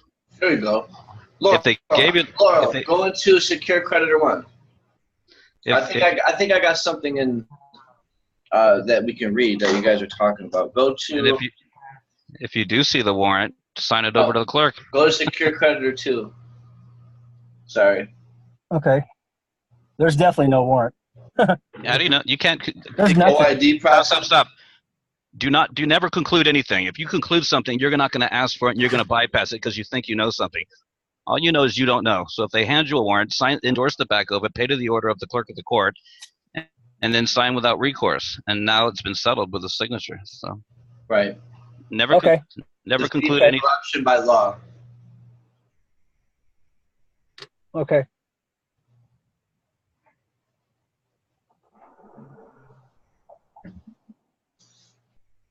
Awesome. That's good information. Thank you. Okay, so today in America, we're subject to criminal and civil action. Everything's a civil action. They're usually prosecuted in the name of some imaginary person, a corporation, a corporate state, or a corporate United States. All cases of this nature are prohibited by the 11th Amendment. All these foreign states are prohibited by the 11th Amendment of the Constitution for the United States of America to commence or prosecute any action, to file any cause of action with one of these plaintiffs is fraud, Title 18 U.S.C. Section 1001, and conspiracy against rights 18 through 241. So there's the Sixth Amendment. The Sixth Amendment secures the accused the right to face all witnesses against him. Thereof, the law requires the plaintiff, injured party, to be a physical human being that can be cross-examined. The only time an attorney can act without a human plaintiff in the case of murder. All other cases require the plaintiff to be present in court. Here's your lawful challenge that Sean's talking about. Demand your Sixth Amendment right to face your accuser. Demand the prosecutor produce the injured party. If the prosecutor cannot produce an injured party, demand dismissal of complaint for lack of injured party. That's your corpus electi, blah, blah, blah. Principles of law. Here's your to establish a crime has been committed, there must be present evidence that you injured another human being or damaged his or her property. Attorneys have created imposter laws that have established victimless crimes.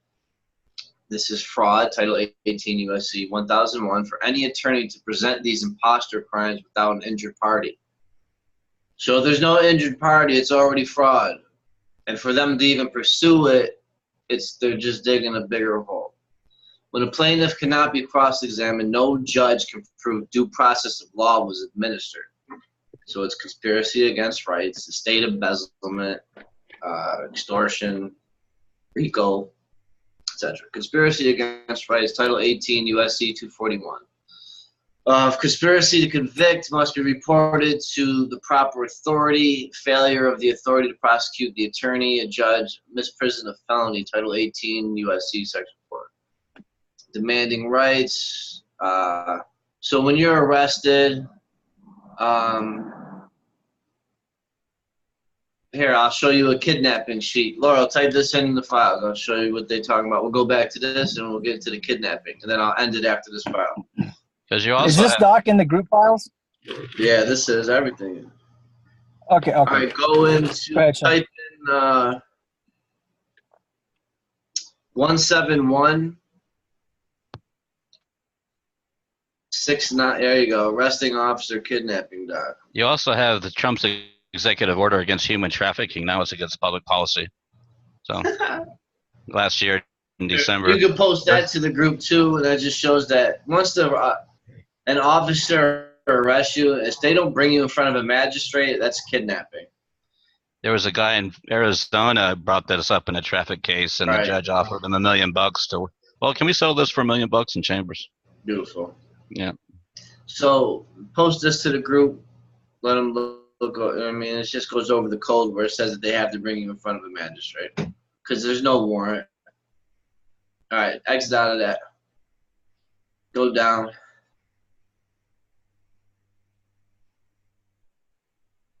Here's your bond. Bond is my purpose for to ensure the appearance. Tell the judge your word is your bond. If they extort any money out of you, it's extortion. I will not allow you to extort money on my word. Any amount you demand for me to retain my freedom is extortion.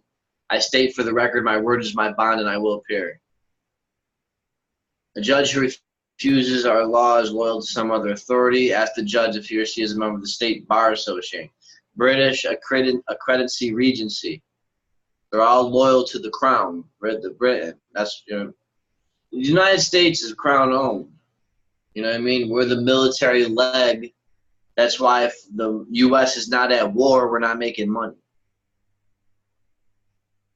That's why you don't have any, they just have terror. So they can just name any group or any people's terrorists. And then there's your fake wars.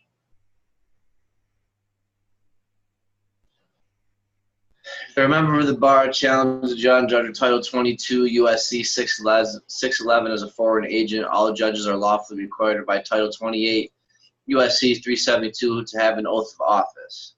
Ask the judge if he or she has an oath of office. If yes, accept the oath of office. In admiralty jurisdiction, now the judge is subject to criminal prosecution and civil litigation. So this is where you're signing your New York State Constitution. If no, the attorney if is not a judge and has no lawful authority to proceed, your state representative should be informed by petition for impeachment of judge, present the facts of the case, the law is not necessary. Have it notarized and sent it by certified mail. As we remove the unlawful judges, lawful judges will take their place. All right, go down. There's one I think where it gets into a little foreclosure. All right, so stop there. Go up. Go up.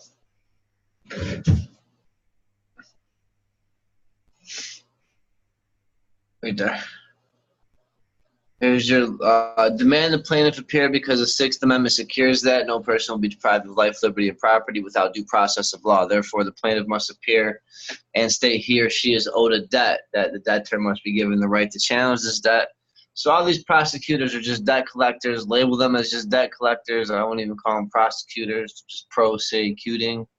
Look up that. Validation is the debt validation, or is Title 15 U.S.C. 1692G, or Fair Debt Practices Act, I think. My bad. Only an injured party can claim a debt is owed. Imaginary persons cannot appear or give testimony and cannot be the plaintiff or any cause of action. Challenge the attorney as a foreign agent, Title 22 U.S.C. 611, acting in a foreign state. Corporation who has commenced action in violation of the 11th Amendment, demand dismissal for lack of jurisdiction. Cool. That's Federal Rules of Civil Procedure, Rule 12b2. Okay, go down to the foreclosure part.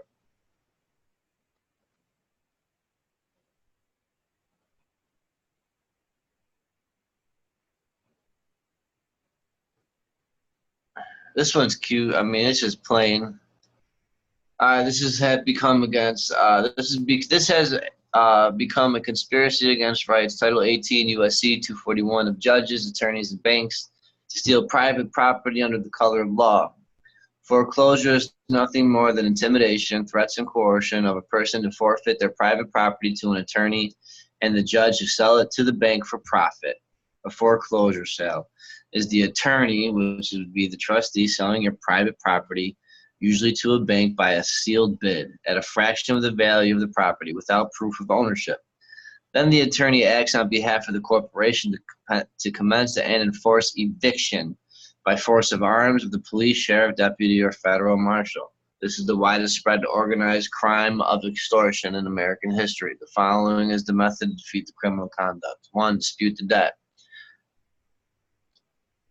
So this is your private administrative process,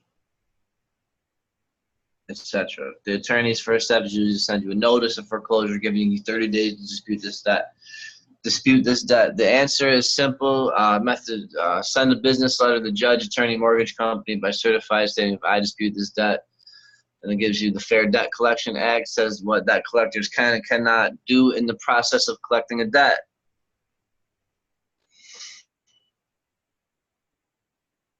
And see, then they go, see, this is all right. Go to number 2, then it's just challenge. They don't have the authority or the capacity. They're not the real party of interest. The real party of interest is the IMF. And you never want the original note. You don't need to see the original note. That's why I don't like this one. You don't ever need to see the original note. You don't want, you know what I mean? You just want the account number associated with it. You don't need to see it. And then it goes into the 2-cent postage stamp on the right-hand corner of each and every page. Sign your name across it. This establishes any further action by judges mail fraud. Because once you invoke the postal union and they fuck with your paperwork, you can invoke the postmaster. New World Order. And then it's mail fraud. But that's the simple method, but that shit is very, very, very vague. All right. It's 12:30. This is going to be part 1 of the foreclosure. Next video, we're going to do the bill of complaint. We're going to fill out the 1099-A. We'll do the step-by-step. We'll go over the fiduciary appointment. We'll go over everything step by step, one through beginning to finish. And also next class I'll go over the default process, how you default people. So I'll show you guys how to exhaust your private administrative procedure